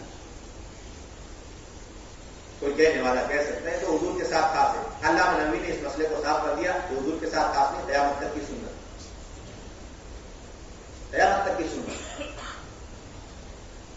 کیوں کہ یہی معنی مفہوم حضرات صحابہ نے لیا ہے اور یہی تابعین نے اور تبع تابعین نے لیا. مسلم شریف کی روایت جس کی اور وضاحت کے ساتھ ہے, جس کے اندر یہ وضاحت ملتی ہے کہ عیدین کی نماز آپ صلی اللہ علیہ وسلم نے پڑھائی اور اس کے بعد آپ خطبے کے لیے تشریف لے گئے. جب خطبے سے فارغ ہوئے تو آپ نے مردوں کو دین کی بات اور احکامات کی تعلیم دی, انہیں سنایا اور آپ نے ان کو بیٹھنے کے لیے کہا جنس الرجال کہ مرد حضرات سے کہا بیٹھے. اس کے بعد ان کی صفوں کو چیرتے ہوئے آپ صلی اللہ علیہ وسلم مستورات کی قیام گاہ میں آئے, مستورات کے اجتماع کی جگہ پر, مستورات کی وہاں شریک آپ وہاں تشریف لائے اور پھر انہیں وہ ساری باتیں سنائی جو مردوں کو خطبے میں سنائی. احکامات کی تعلیم دی, صدقات خیرات کی ترغیب دی اور مردوں کی فرما برداری کی تعلیم دی وغیرہ. اب یہ حضرت جابر رضی اللہ تعالیٰ عنہ کی روایت اور ان کے شاگردوں میں سے بڑے شاگرد حضرت عطا بن رباح اور ان کے شاگرد حضرت ابن جریج, کبار تابعین, بڑے بڑے محدثین, جب یہ روایت سنائی حضرت عطا نے حضرت ابن جریج تو حضرت ابن جریج نے حضرت عطا سے پوچھا احق علی الامام احق علی الامام الان ان یاتی النساء حين يفرغ فيذكرهن قال اي لعمري ان ذلك لحق عليهم وما لهم لا يفعلون ذلك. یہ شاگرد نے استاد سے پوچھا کیا آج بھی اس دور میں اس زمانے میں بھی ایسی کرنا چاہیے کہ خواتین کا مجمع ہو, اس میں جا کر کے دین کی باتیں کی جائے؟ تو کہنے لگے ہاں یہ تو ان کے ذمہ واجب ہے, جانا چاہیے. اور کیوں ایسا نہیں کر سکتے ہو؟ اللہ کے نبی کی جب سنت موجود ہے تو اس کو کرنے سے کون سی چیزوں نے روک سکتی ہے؟ اللہ نبی اس کے نیچے فرماتے ہیں کہ جو بات علامہ عطا رحمۃ اللہ علیہ نے فرمائی قال العطاء هو الثواب وسنت الان وفي كل الازمان بالشروط المذكوره وان يدافع يدفعنا عن هذه السنه الصحيحه. کہ جو بات حضرت عطا نے فرمائی ہے وہی بات صحیح ہے, سنت ہے آج بھی اور ہر دور میں ہر زمانے میں. پردے کے اہتمام کے ساتھ خواتین کو جمع کرنا اور ان میں سے آپس میں کوئی دین کی باتیں سنائے یا پھر کوئی مرد جا کے دین کی باتیں کرے, یہ ایسی سنت ہے کہ کوئی دلیل کوئی طاقت ہمیں سنتیں صحیح سے روک نہیں سکتی. اللہ علیہ 800 سال پہلے فرمایا, کسی کو اشکال باقی نہ رہا. اسی وجہ سے ان ساری روایتوں کو مسلم کی بخاری کی رکھ کر کے مفتی محمود رضا گنگوئی رحمۃ اللہ علیہ سے جب کسی نے پوچھا یہ افغانی تعلیم بھی شروع ہو گئی ہے, ان کے یہاں کوئی نئی بات شروع ہو گئی, تو اس پہ مفتی محمود رضا گنگوئی رحمۃ اللہ علیہ نے فتاوی محمودیہ میں بخاری مسلم کی یہ ساری روایتوں کے حوالے دے کر فرمایا اس طرح خواتین کا اکٹھا کرنا دین کی نسبت پر اور پھر دین کی باتوں کے آپس میں ہو جانا, جسے ہم کہتے ہیں ہر ہفتے کوئی نہ کوئی بینک تعلیم کرے اور پھر چند دن میں بیچ میں جا کر مردوں کا جا کر بیان کرنا, یہ سب عین سنت ہے, سنت سے ثابت ہے, کرنے والے کام ہے, کوئی اشکال کی بات نہیں.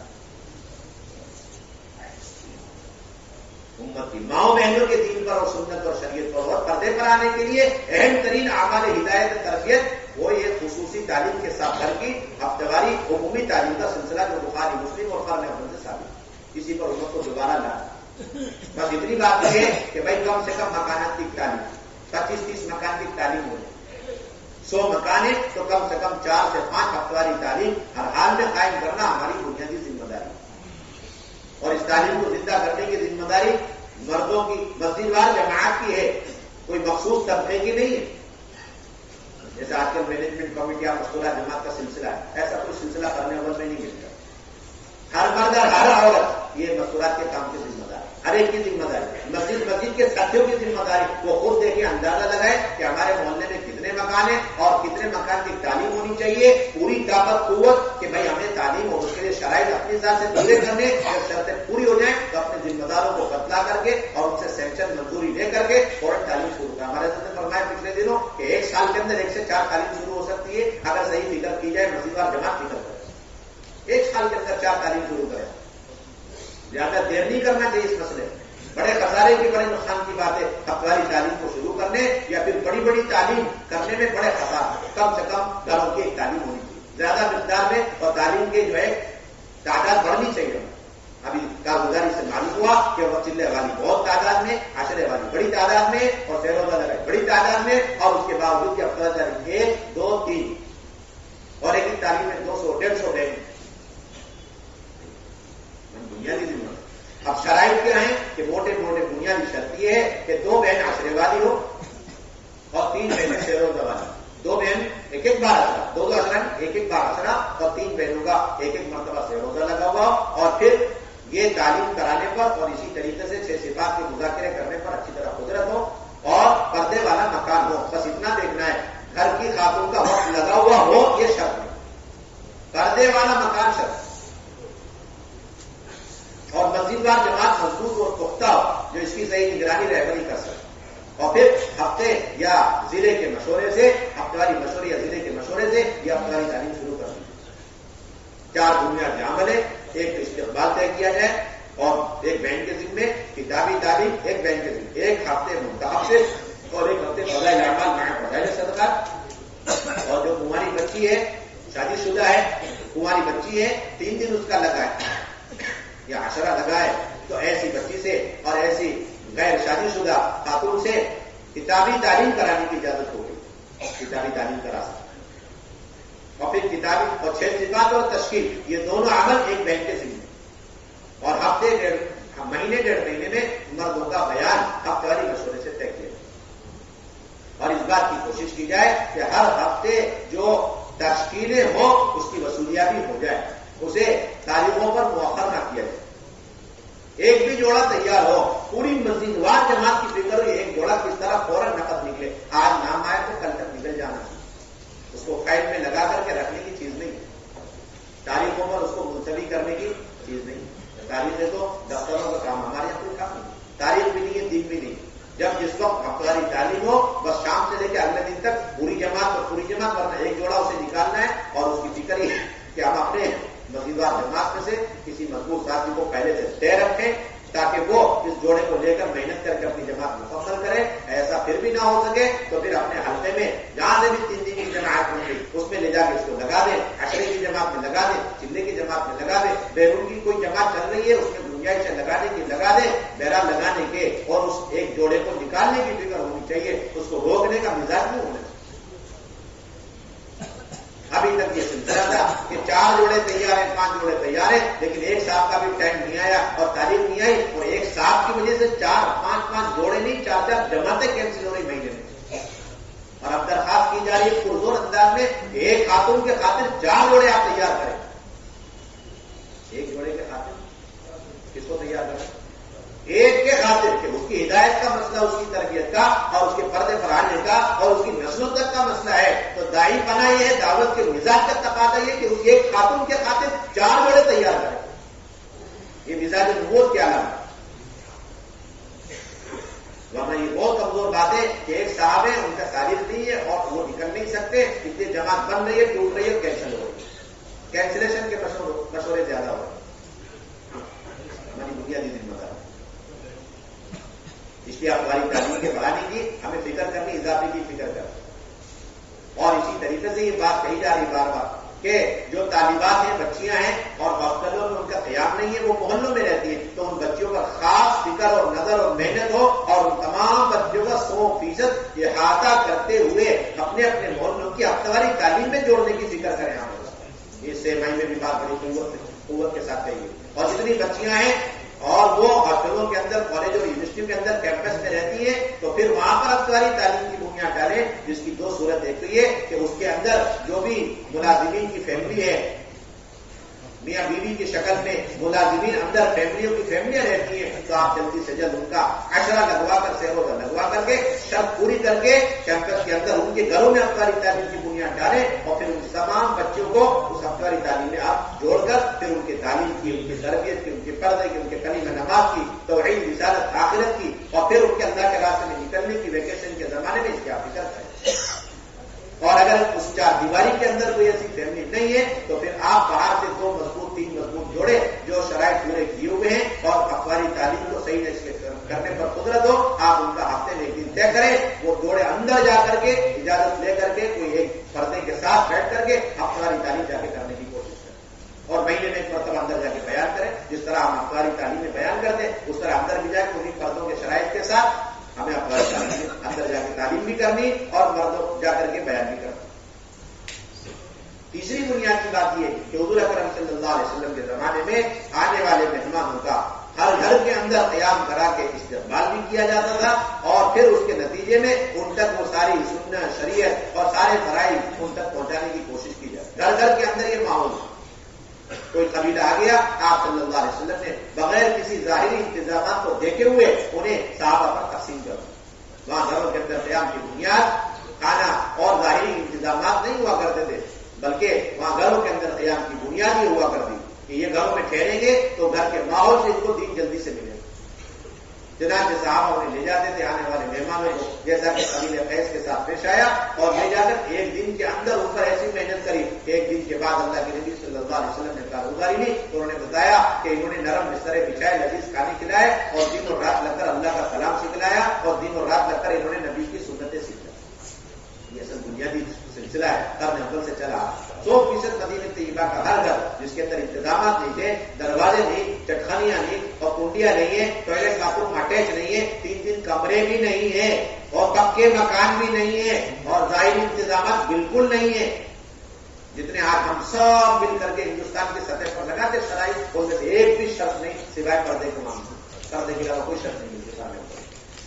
حضرت نے بہت درد کے ساتھ اس ایک پچھلے مہینے میں ایک صوبہ آیا ہوا تھا، ان کے سامنے حضرت نے واضح طور پر کہا کہ بھائی ایسی شرطیں صوبے والے اپنے طور سے لگاتے جا رہے ہیں جو نظام بندی سے نہیں کہی جا رہی ہے، جس کی وجہ سے بجائے ہدایت کے دروازے کشادہ ہونے کے ہدایت کے دروازے جو تنگ ہوتے جا رہے ہیں اور گمراہی کے دروازے کھولتے جا رہے ہیں۔ ہم نے شرطیں لگا گھروں کے قیام کے لیے پردے کے علاوہ کوئی شرط، اتنا آسان تھا کرنے عمل میں۔ ایک خاتون اپنے قبیلے سے تنے تنا اپنے بیٹے کو لے کر دین میں داخل ہو کر حاضر خدمت ہوئی، آپ نے اسی وقت اس خاتون کو خواتین کے حوالے مدینے میں کر دیا اور ان کے بیٹے کو اصحاب الصفہ کے حوالے کیا، اور حضرت انس رضی اللہ تعالیٰ عنہ کی روایتیں کہتے ہیں تھوڑے دن گزرے کہ بیٹے کا انتقال ہوا اور انہیں غسل دے کے کفن دے کے جنازہ تیار، اپنی دیدار کے لیے والدہ کو بلایا گیا اور والدہ آ کر کے دعائیں مانگ رہی، اللہ آپ اسے اسی وقت زندہ کر دیں اور اسے زندہ کرنے پر قادر ہیں، اس سے آپ کے دین کا بھلا فائدہ ہوگا، سارے قبائل میرے پیچھے جو ہیں وہ دین میں داخل ہو جائیں، ورنہ وہ لوگ مرتد ہو جائیں گے اور دین میں داخل ہو رکاوٹ پیدا ہوگی۔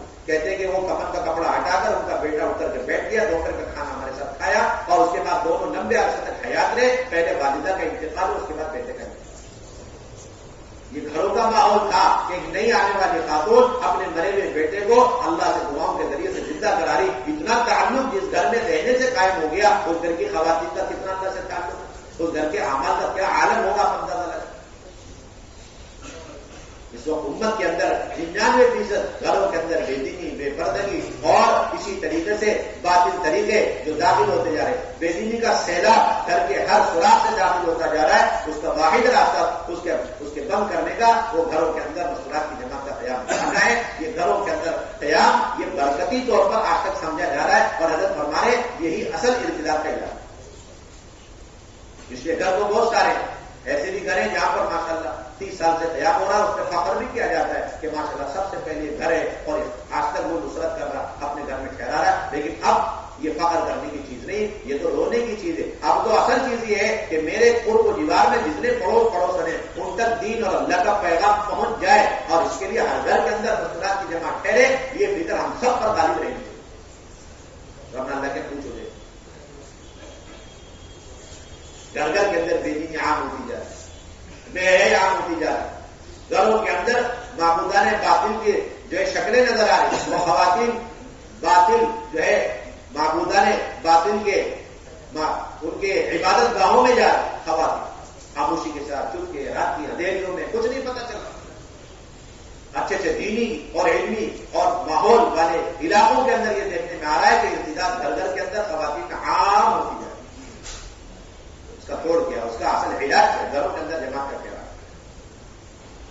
اس کی حضرت نے چند باتیں فرمائی. پہلی بات یہ کہ مبلغین کے درمیان جماعتوں کے ٹھہرانے کا جو سلسلہ ہے اسے تھوڑا سا کشادہ کرنا. صرف مبلغین کے درمیان کون مبلغ، کون اہل تبلیغ، کون اہل دعوت، کس کے گھر میں جماعت ٹھہری ہوئی، انہی کے گھر میں جماعت ٹھہرانا. اب اس نظریے کو تھوڑا ختم کر کے تھوڑا وسعت پیدا کرنا. اس سے آگے بڑھ کر صرف مسلی تک بھی ہمیں نہیں کرنا. یہ سب ماشاءاللہ ہمارے یہاں نمازی ہیں، ان سے درخواست کی جائے آپ کے گھر میں حاضر فرماتے ہیں، بلکہ ایک ایک مسلمان کی خوشامد کرنی ہے، اس کو ٹارگیٹ بنانا. نہ مبلغ نہ مسلی، بلکہ ایک ایک مسلمان، ایک ایک کی خوشامد.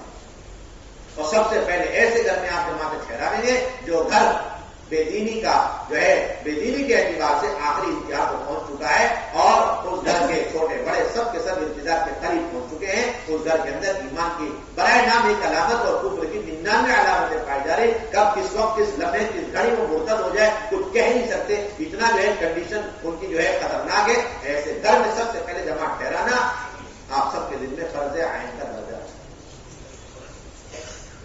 مشورہ آپ کو اس وقت یہ کرنا واپس جانے کے بعد کہ یہ ہماری گھنی آبادی ہے، ایک محلہ ہے، 1000 مکان ہے، ان میں سے کتنے مکان ایسے جو ایمرجنسی کیسے. سب سے پہلے سرخیوں میں دفتر میں وہ مکانات لکھ کے رکھنا ہے تاکہ جو جماعت مضبوط بہنوں کیا ہے سب سے پہلے اسے وہاں کہنا. باقی پرانے مکان ہیں وہ بدلتی، جتنے بھی نئی دین کی جماعتیں، عشرے کی جماعتیں جس میں اکثر نئی بہنیں نکلتی انہیں تو آپ پرانے مکان میں ٹھہرا. ان کی تعلیم ہو، تربیت ہو، نگرانی ہو. باقی جتنی چلے کی جماعت آ رہی ہے وہ جتنا بھی آپ سے کہیں ہماری بہنیں نہیں ہیں، کمزور ہیں، آپ کو ماننے کی ضرورت نہیں. حضرت ہمارے 10 دن لگنے کے بعد اس سے زیادہ مضبوط طاقتور بہن کوئی نہیں. 10 دن لگ گیا اور مضبوط بہن. نہ مردوں کو یہ رونا ہے نہ خواتین کے اس رونے کو قبول کرنا ہے. آپ کو کہنا کہ آپ کو اونچی اونچی اعلیٰ درجے کی دین کی باتوں کو سنانے سیکھنے کے لیے ان پرانے مکان میں ٹھہرنے کی فکر ہے، خواہش مند ہے. اور ہم دیکھ رہے ہیں آپ ہی جیسی خواتین بہنیں ہیں اور اللہ کے نبی کی امت میں ہیں، لیکن کلیم نماز کے لالے بڑے بڑے وضو غسل کا پتہ نہیں ہے. آپ درخواست کرتے ہیں کہ آپ کسی طرح ان کے گھروں میں ٹھہریں. ایسی خوشامد کرنی چاہیے آنے والی جماعت کی. اور جماعت کی اس کی فکر کرے، کھوجنا چاہیے. ہمارا حضرت بار بار کہہ چکے مستورات کی جماعت استقبال کی بنیاد پر نہیں جائے، نصرتوں کی بنیاد پر نہیں جائے، ظاہری انتظامات کی بنیاد پر کسی علاقے اور کسی ٹھکانے کسی گھر میں اترے گی نہیں، بلکہ خالص اس بنیاد پر کہ کہاں بے دینی آخری حد تک پہنچ گئی ہے ایسے گھر کو تلاش کرنا اور پھر اس گھر کے اندر 48 گھنٹے کم سے کم درجہ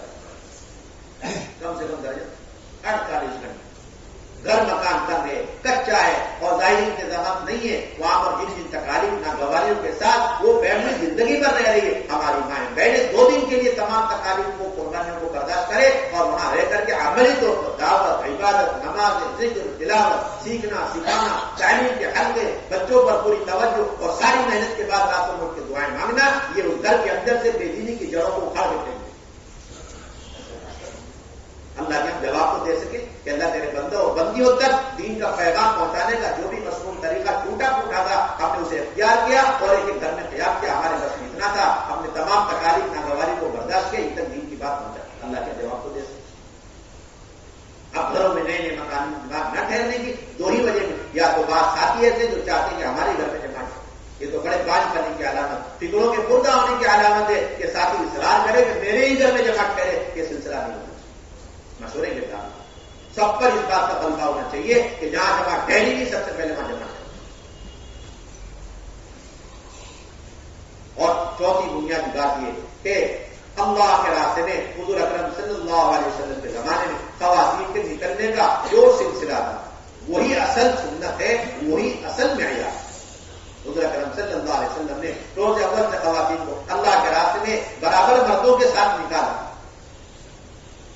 سیرت میں غور کرنے سے معلوم ہوتا ہے کہ مستورات اتنے دنوں کے لیے نکلی جتنے دنوں کے لیے مرد حضرات نکلے، اور اتنے دور دراز علاقوں میں پہنچی خواتین اپنے محرموں کے ساتھ اور لمبے لمبے زمانے کے لیے نکلی. اور نکلنے کے بعد جس طرح مرد شہادت کے ارادے جذبے کے ساتھ نکلے، خواتین بھی، اور اسی طرح مردوں نے اگر خبریں بنائی ہیں تو خواتین نے بھی نکل کر عالم میں خبریں بنائی. یہ خلاصہ ملتا ہے قرن اول کے مستورات کے نکلنے کا معیار ملتا ہے. روایت کا غور کریں پتہ چلے 10 سال کی جماعت بھی مستورات کی ملتی ہے. حبشہ گئی جماعت 10 سال، 7 سال خواتین اللہ کے راستے میں وقت لگا کر کے حضرت اسماء بنت عمیس 7 سال کے بعد واپس آئے اور تقاضے پر مسلسل خواتین نکلتی تھی. حضرت انس رضی اللہ تعالیٰ عنہ کی والدہ ہیں ام سلیم رضی اللہ تعالیٰ عنہ کہتی ہیں کہ انصار کی خواتین کی تیار تقاضے پر ہر وقت جب بھی اللہ کے نبی تشریف لے جاتے تو میں ان انصار کی خواتین کو لے کر اللہ کے نبی کی خدمت میں حاضر، اور ایسا عمومی ماحول تھا کہ تشکیل کی ضرورت نہیں تھی. اگر پتہ چلتا کہ کوئی جماعت اللہ کے راستے میں جا رہی ہے تو صحابیات انصار کی مہاجرین کی از خود اللہ کے نبی کی خدمت میں حاضر اور اپنی تشکیل کروائے. اسماء بنت عمیس رضی اللہ تعالی عنہ جب 7 سال لگا کر حبشہ سے واپس آئے اور حضرت حفصہ کو واقعہ سنانے لگی، کارگزاری سنانے لگی، اتنے میں حضرت عمر بھی گھر کے اندر داخل ہوئے اور کہنے لگے یہ وہی حبشیہ ہیں جو حبشہ ہجرت کر کے گئی تھی. ہاں وہ یہ خاتون. تو حضرت عمر نے فرمایا کہ ہماری ہجرت تمہاری ہجرت کے مقابلے میں افضل ہے اور ہم زیادہ حقدار ہیں تمہارے مقابلے میں اللہ کے نبی صلی اللہ علیہ وسلم کے. یہ سن کر حضرت اسماء رضی اللہ تعالیٰ عنہ نے عرض کیا کہ عمر آپ کی یہ بات سراسر غلط ہے، یہ ہو ہی نہیں سکتا، بلکہ بات یہ کہ آپ کی ہجرت قریب کے علاقے کی تھی، مدینے کی، ہماری ہجرت حبشہ کی دور دراز علاقے کی. آپ کی ہجرت میں آپ کے ساتھ اللہ کے نبی تھے، ہمارے ساتھ ہماری ہجرت میں اللہ کے نبی نہیں تھے. ہماری ہجرت کا جو مقام تھا علاقہ خوف سے بھرا ہوا، آپ کی ہجرت کا علاقہ مدینہ طیبہ پر عمل علاقہ. ہمارے جاہلوں کو کوئی سکھلانے والا نہیں 10 سال تک، اور تمہارے یہاں کوئی جاہل وہ اللہ کے نبی کی خدمت میں حاضر ہوتا، کوئی بھی مسئلہ اللہ کے نبی کے پاس ہوتا سکھلا دیتے، ورنہ اسے ایک شخص کو سکھلانے کے لیے جبرائیل امین آئے تھے اور مسئلے لے کر کے آ جاتے. ہمارے بھوکوں کو کوئی کھلانے والا نہیں اور جس کے پاس کپڑے نہیں اسے پہنانے والا نہیں، اور تمہارے یہاں بھوکوں کے اور اسی طرح کپڑوں کا سارا انتظام اللہ کے نبی فرما دیا کرتے تھے. ہم مسلسل اتنے لمبے عرصے تک ان تمام ظاہری باطنی تمام رکاوٹوں پریشانیوں تکالیف کے ساتھ رہے ہیں. لہٰذا یہ بات طے ہے کہ ہم لوگ ہی اللہ کے نبی کے تمہارے مقابلے میں زیادہ حقدار ہیں اور ہماری ہجرت ہی تمہاری ہجرت کے مقابلے میں افضل اور اولا ہے. یہ کہہ کر کہنے لگی اب میں جا رہی اللہ کے نبی کی خدمت میں اور جا کر کے جو کچھ تم نے کہا میں من وعن سے نقل کروں گی اور تمہارے جواب میں نے جو کہا بغیر کمی بیشی کے وہ نقل کروں گی. اور اللہ کے نبی سے جب تک یہ طے نہ کروا لوں کہ آپ دونوں میں سے کون اللہ کے نبی کا زیادہ حقدار اور کس کی ہجرت زیادہ افضل اور بہتر ہے، اس وقت میں کھانا نہیں کھاؤں گا اور جوری نہیں کروں گا. کون کی اللہ کے نبی صلی اللہ علیہ وسلم کی خدمت اور جا کر کے بڑی قوت کے ساتھ بڑے درد بڑے انداز میں اللہ کے نبی ایسے ایسے عمر نے کہا. اللہ کے نبی تم نے کیا جواب دیا؟ میں نے یہ جواب دیا. سارے سوال جواب سن کر اللہ کے نبی صلی اللہ علیہ وسلم نے فیصلہ سنایا کہ اے اسماء تمہاری اور تمہارے ساتھیوں کی، تمہارے قبیلے والوں کی، قافلے والوں کی ہجرت عمر اور ان کے ساتھیوں کی ہجرت کے مقابلے میں افضل ہے، اس لیے کہ تمہاری ہجرت ڈبل ہے اور تم لوگ عمر اور ان کے ساتھیوں کے مقابلے میں میرے زیادہ حق ہو.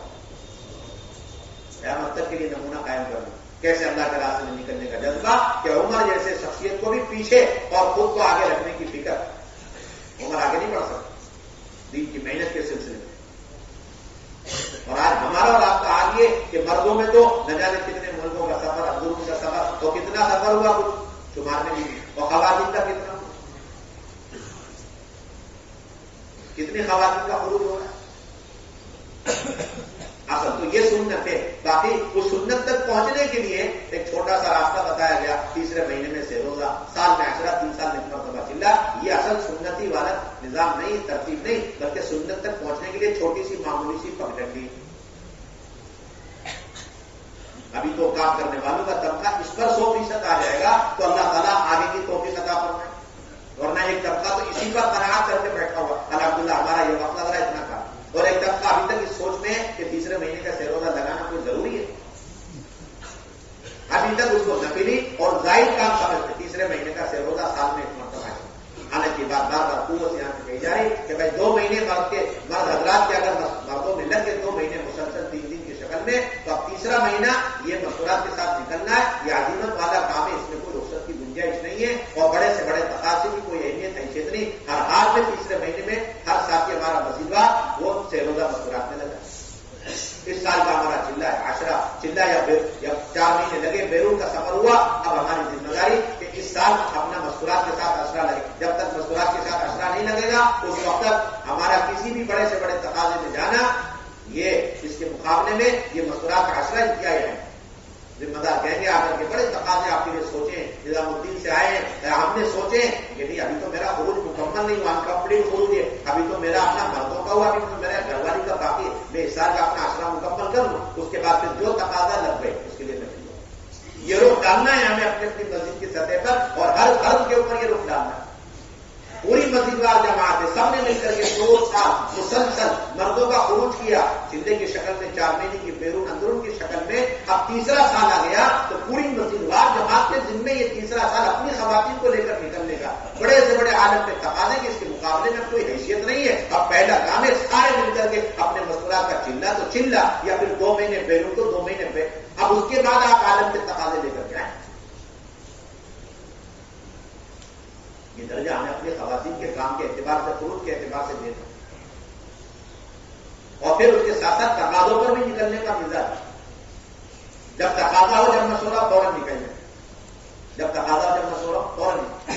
جس طرح مردوں سے کہا گیا اپنا زیادہ وقت اور زیادہ مان راہ خدا میں، اسی طرح خواتین سے بھی یہی مطالبہ ہے، لیکن ایمان والی اپنی زندگی کا زیادہ بہتر حصہ اور اپنے مال کا زیادہ سرمایہ وہ اللہ کے راستے میں خرچ کریں.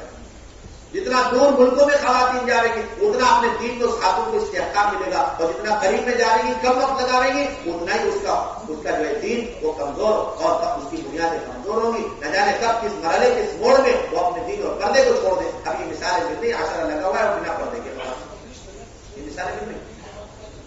استحکام نہیں آ رہا، آشرا لگا ہوا ہے اور سہروزہ لگا ہوا ہے، ابھی پردے کا اہتمام شروع نہیں ہو، ابھی فیس ماسک کا سلسلہ شروع نہیں ہو رہا. یہ کمزوری کیوں آ رہی؟ یہ ہماری بہت بنیادی ذمہ داری. تقاضوں پر بھی نکلنا. ہر پرانا ساتھی اپنی جماعت بنا، ہر پرانا ساتھی اپنی جماعت بنا. یہ بھی کوئی مخصوص جماعت کا کام نہیں ہے کہ وہی فکریں کریں، وہی مشورے کریں اور وہی مشورات کے پرچے فل کریں گے اور کل کریں گے، ایسا کوئی سلسلہ نہیں. میاں بیوی ہیں پرانے ماشاءاللہ، ان کا یہ اگلے ہفتے اپنا خروج کا وقت آ رہا ہے تو یہ اسی ہفتے محنت کر لیں. گھر والی کہے کہ ابھی ہم نے ہفتہ والی تعلیم 8-10 بہنوں سے بات کر لی، 4 نہیں آ رہے، تو گھر والے رات ہی میں جا کر محنت کر کے وہ بھی آ کے بتایا الحمدللہ میں نے بھی ان کے محرموں سے بات کر لیے، 4-5 جوڑے تیار ہے. تو گھر بیٹھے بیٹھے الحمدللہ دونوں میاں بیوی نے وہ سہروزہ کا اور عاشرے کا پرچہ بنا. اتنا آسان کام ہے اللہ کا پرچہ. ایسا نہیں کہ وہ مخصوص طبقہ ہے، جماعت ہے، انہیں کے پاس وہ پرچہ رہے گا اور وہی اسے بھریں گے، ایسا کچھ نہیں ہے. اتنا آسان کام ہمارا. گھر بیٹھے ہوئے جماعت بن گئی. ہر پرانا ساتھی اور ہر پرانا جوڑا اپنی اپنی جماعت بنائے، محنت کر خاندان کی شکل میں بنانا. کرنے عمل میں ایک ایک خاندان کے 200 لوگ نکلتے تھے. کتنے لوگ؟ 100 لوگ، 50 لوگ عام، چچا بھتیجے، پھوپھا پھوپھی، ماموں اور یہ تایا اور خلیرے اور ممیرے سب ایک ساتھ. ام حکیم میں کہتے ہیں یرموک کے موقع پر 600 خواتین. کتنے خواتین؟ 600 خواتین. ایسی خواتین ملیں گی جنہوں نے اپنے پہلے شوہر کو شہید کروا، دوسرے شوہر کو شہید کروا. ام حکیم کہتی ہے ان کے پہلے شوہر حضرت اکرمہ کا یرموک میں انتقال، وہی عزت گزاری اور آگے بڑھ کے دمشق کا محاصرہ ہو گیا. حباب بن سعید نے کہا نکاح کرنا، ہم نے کہا کہ 2-4 دن کا، لیکن نہیں، رات میں ایسا لگ رہا شہادت ہو جائے گی، تو نکاح ہو گیا. رات کا وقت ہوا اور پھر رات ہی میں وہ شہید ہو گئے. تو یہ نہیں تھا کہ وہاں پر بیٹھ کے وہ رو رہی ہیں، غمگین ہو گئی ہیں. اتنی دلیل اور اتنی خواتین مضبوط اور پختہ تھی. جہاں ان کے شوہر نے کام چھوڑا وہیں سے کام آگے بڑھایا. جو رات گزارنے کے لیے خیمہ تیار تھا اسی کا 5 گھنٹی نکالی، گلی نکالی اور 6 روپے کا کام تمام کر دیا. اللہ کے راستے میں خواتین جاتی تھی اور نکل کر سارے مردوں کے کام کیا کرتی. یہاں تک کہ اگر جنازوں کو لے کر کے، شہیدوں کو لے کر کے آنا ہے انہیں بھی لے کر کے آ رہی، زخمیوں کو اٹھا کے لا کر تیمارداری کرنی وہ بھی کر رہی. اور یہاں تک کہ قبر کھودنے کی ضرورت ہے تو خواتین مردوں کے ساتھ قبر کھود رہی اور جنازوں کو قبروں میں اتار. اتنے سارے کام خواتین کر. آپ اندازہ کریں. حضرت اسماء رضی اللہ تعالیٰ جب جاتی ان کے شام حضرت زبیر رضی اللہ تعالیٰ عنہ کے ساتھ تو 2 سال کے بعد واپسی. جس کو کم کر کے کہتے ہوئے 2 مہینے لگا لو کم، وہاں 2 مہینے کی 2 سال کی ترتیب تھی مستورات. 2 سال کی ترتیب. معاذ بن جبل گئے تو زندگی بھر کی مستورات کی ترتیب بنی کہ واپسی نہیں، نہ مرد کی نہ عورت. گئے اپنے دونوں بیویوں کو لے کر. ایک ہی دن داؤد کی بیماری دونوں بیویوں کو لگی اور ایک ہی دن دونوں کا انتقال ہوا اور ایک ہی قبر میں دونوں کو دفن ہوا. عام بات. اب یہ سارے واقعات یہ حیات الصحابہ میں موجود کیوں ہیں؟ مولانا عیسیٰ رحمۃ اللہ علیہ ان سارے واقعات کو نقل کر کے پوری امت کو آج سے لے کے قیامت تک دوبارہ یہ پیغام دینا چاہتے ہیں کہ جب تک امت کی مائیں بہنیں اس لمبے لمبے زمانے 10-10 سال 7-7 سال کے لیے شہادت کے ارادوں کے ساتھ اور ملکوں میں نکل کر کے اپنی قبریں نہیں بنا لیں گی، اس وقت دین اپنی حقیقت کے ساتھ وجود میں نہیں آ سکتا۔ آپ سارے مرد جتنی چاہے محنت کر دو، سارا باطل اسی راستے سے آ اپنی بنیادی ذمہ داری خواتین کو وہ درجہ دینا خروج کے اعتبار سے، ہفتہ واری تعلیم، گھروں کے قیام کے اعتبار سے، گھر گھر کی تعلیم کے اعتبار سے، جس پر اللہ کے نبی ڈال کر گئے اور اللہ نے جس پر ڈالنے کا حکم کیا، جو حصہ دیا، جو ذمہ داری دی، اس لیے بہت بڑی ذمہ داری، ترتیب سے بھی نکلنا، تقاضوں پر بھی نکلنا۔ اور اسی طریقے سے 6 مہینے اور اب 3 دن میں کوئی خاتون جانا چاہتی ہے، کوئی خاتون 3 دن جانا چاہتی ہے تو شرعی محرم اور شرعی پردہ اور 25 سال عشرے میں جانا چاہتی ہے تو پھر 3 مرتبہ اس کے لگے، 3 مرتبہ اس کے لگے۔ اور وہی خاتون عشرے میں چلے میں جانا چاہتی ہے تو اب 3 شرطوں کا اضافہ، ایک عشرہ لگا ہوا ہو اور شادی شدہ ہو اور پھر حمل ہو، اور دیر نہیں کرنا۔ عشرہ آج لگا ہے تو یہ نہیں کہ اگلے سال چلے میں نکلے گی، عشرہ آج لگا ہے تو جتنا وقفہ دینے سے وہ تیاری مکمل ہو جاتی ہے، 2 مہینے 3 مہینے، اس کے بعد آپ فوراً چلے میں نکالیں، اس رخ پر کام کو لاؤ۔ اور چلہ پورا ہو گیا، اب دوسرا چلہ، اب بیرون جانے کے لیے 2 چلے بنیادی طور پر، 2 چلے پورے ہوئے آج کی تاریخ میں، تو اب تیسرے سال میں جا کے بیرون کا نمبر نہیں آئے گا، بلکہ جتنے دنوں کے اندر یہ جوڑا اپنی بیرون جانے کی تیاری کر لے گئے، آپ اتنا موقع دیں، تیاری ہونے کے ساتھ انہیں فوراً رخ پر روانہ کر دیں بیرون۔ یہ اصولی بات ہے۔ اور جو مرد اللہ کے راستے میں جا رہے ہیں 3 دن محرم ہونے کے علاوہ ان کے لیے کوئی شرط، اور وہ عشرے میں جانا چاہتے ہیں تو شادی شدہ بھی ہو اور پھر باشرہ ہو اور ان کا چلہ لگا، غیر شادی شدہ عشرے میں نہیں جا سکتے۔ اور وہ صاحب چلے میں جانا چاہتے ہیں تو اب ایک شرط کا اضافہ کہ ان کا 1 مرتبہ 4 مہینے لگا، وہ صاحب بیرون جانا چاہتے ہیں، اب ایک شرط کا اضافہ کہ ان کا اندرون ملک میں 4 مہینے 3 مرتبہ لگا۔ غیر شادی شدہ بچی ہے، کنواری ہے تو وہ 3 دن میں بھی جا سکتی ہے، 10 دن میں بھی جا سکتی ہے، شرط ہے کہ ماں کے ساتھ۔ اور حاملہ عورت 3 دن میں بھی پہلے جا سکتی تھی، اب یہ کہ 10 دن میں بھی اس کے جانے کی اجازت ہے، محفوظ ایام۔ 3 دن اور عشرے کے اندر یہ بات طے ہو چکی پہلے سے کہ اب 6 جوڑے مکمل نکلیں گے، یعنی کہ نکل گیا تو ٹھیک ہے، نہیں 6 جوڑے آپ مکمل تشکیل کریں۔ 3 دن اور عشرے میں یہ بات بھی طے ہو چکی پہلے سے کہ اب اس کے اندر زیادہ سے زیادہ 7 عورتیں جا سکیں۔ 3 دن اور عشرے میں یہ بات بھی طے ہوئی ہے کہ بھائی 2 جوڑے اپنے ساتھ ایک بچی اور ایک جو ہے کنواری لے کر کے جا سکتے، اور یہ بات بھی طے ہوئی پچھلے سرمائی میں کہ 3 دن میں اور عشرے میں ایک جوڑے کو صرف اور صرف اس کی اجازت ہے کہ وہ اپنے ساتھ 2 کنواری بچی اکٹھے ایک ساتھ لے کر کے جا سکتے۔ بنیادی بات یہ سارا دستور بن چکا ہے، اور یہاں سرمائی میں طے ہو کر کے بار بار یہ بات کہی جا رہی ہے، آپ حضرات ان چیزوں کو محفوظ کرنا۔ اور اسی طریقے سے میرے بھائی دوست بزرگوں، ہمارا ایک بنیادی ایک کام ہے، ذمہ داری کہ 6 مہینے میں ایک مرتبہ نام مستورات، 6 مہینے میں ایک مرتبہ قدیمات کے جوڑ کی فکر کرنا، جس کے اندر بنیادی چند باتیں، کیونکہ اس کے اندر پورے عالم کے تقاضوں کو لینا ہے، اور اسی طرح اندرون ملک کے اور قریب کے دور کے سارے تقاضوں کو پورا کرنے کے لیے جماعت بندی کرنی ہے۔ یہ جماعت بندی والا جو ہے، کون سا جو جماعت بندی والا جو، اس لیے اس میں احاطہ کرنے کی کوشش کریں، کوئی بھی پرانی بہن چھوٹ نہ جائے، اس کے لیے 30 سے 40 جوڑے ہوں کافی، اور اس کے اندر 3 بار سہروزہ والی، عشرے والی، چلے والی اور بیرون 2 مہینے لگائی، اور اسی طرح 1 مہینے نظام الدین نصرت میں وقت لگائی۔ یہ 5 قسم کی خواتین، اور اس میں کھانے کا انتظام نہ اجتماعی ہے نہ انفرادی، اور اس کے اندر محرم مردوں کی شرکت انتہائی ضروری ہے تاکہ جماعت بندی اسی وقت ہو سکے، قواعد کے پردے کے ساتھ شرکت کرے، اور 3 باتوں کا مشورہ پہلے سے کر لیا جائے کہ کون استقبال کرے اندر اور باہر، اور کون کتابی تعلیم پڑھے اندر اور باہر، اور کون تشکیل کرے۔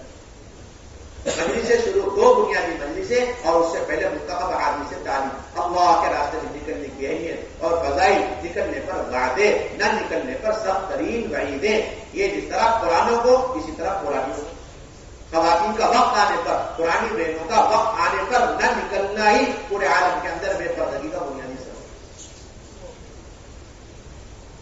اور اس کے بعد پہلی مجلس کے اندر بڑے اہتمام کے ساتھ صحابیات کے خروج کے واقعات سنیں، صحابیات کے خروج کے واقعات سیرت کی روشنی میں آنے چاہیے، اس سے ماں بہنوں کا جو جذبہ نکلنے کا بنے گا وہ کسی بھی بڑی سی بڑی قربانی والے کارگزاری کے قصے سے اور واقعے سے وہ بات بہتر نہیں ہو سکتی.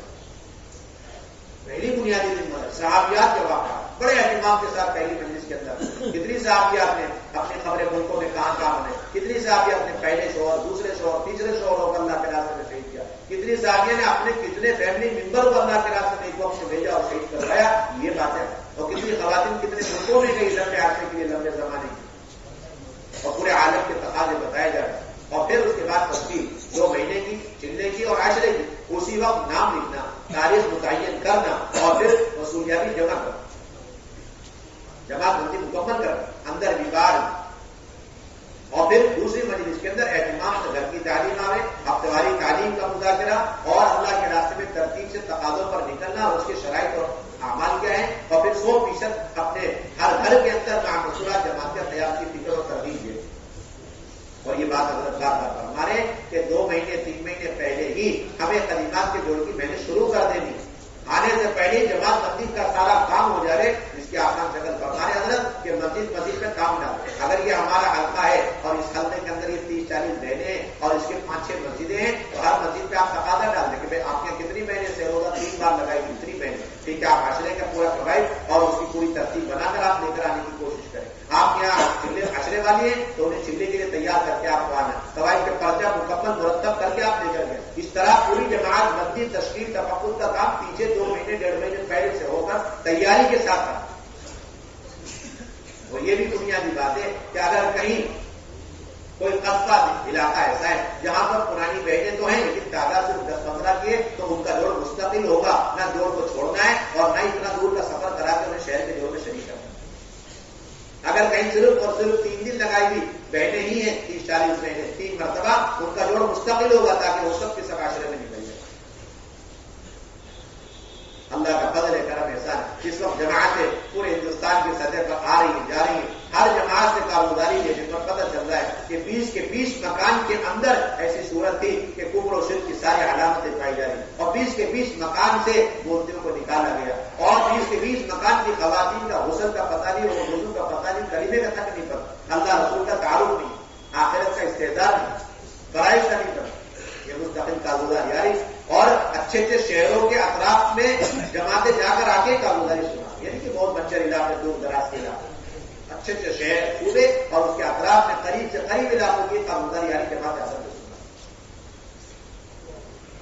اب عالم سے بھی تقاضے آ رہے اور عربی جوڑوں والی جماعتیں مانگ رہے, انگریزی جوڑے کی جماعتیں مانگ رہے, کھلے خرچ کی جماعتیں مانگ رہے. پورے عالم سے اس وقت تقاضے ہمارے, عرب سے بھی ہیں اور عجم سے بھی ہے, یورپ سے بھی ہے, امریکہ سے, تمام عالم سے اس وقت تقاضے بھائی ہمیں مستورات کی جماعت ہندوستان کی 2-2 مہینے کی کھلے خرچ کی لمبے وقت میں چاہیے. ہم تو اتنی استعداد خواتین میں ایک جماعت گئی ایک ملک میں, اور انہوں نے 2 مہینے لگاتے دیکھا کہ مزید وقت بڑھانے سے کام ہو جائے گا. اجازت نظام الدین سے مانگی, اجازت ہوئی, تقریباً 3.5 مہینے لگا کر مستورات میں. کتنے مہینے لگا؟ 3.5 مہینے. اتنی استعداد مستورات کے اندر. جو کچھ خدا کی قسم, جو کچھ کرنے اول میں اس دین کی ذمہ داری کو اوڑھنے کی, دین پھیلانے کے لیے اللہ نے اس زمانے کی انصار اور مہاجرین کے خواتین کے اندر امہات المومنین بنات طیبات اور صحابیات کے اندر اللہ نے ولیعت فرمائی. قیامت تک اس امت کی ماؤں بہنوں کے اندر اللہ نے وہ صلاحیت رکھ دی ہے, اس لیے کہ قیامت تک کے آنے والی ماؤں بہنوں کے اوپر یہ دعوت اور اپنے معروف نہیں ہے کی ذمہ داری. اب اگر آپ اس دعوت کے اعتراض استعمال کریں گے الحمدللہ, ورنہ یہ ساری صلاحیتیں باطل اور بے حیائی پھیلنے میں یہ سارے استعمال ہوں گے.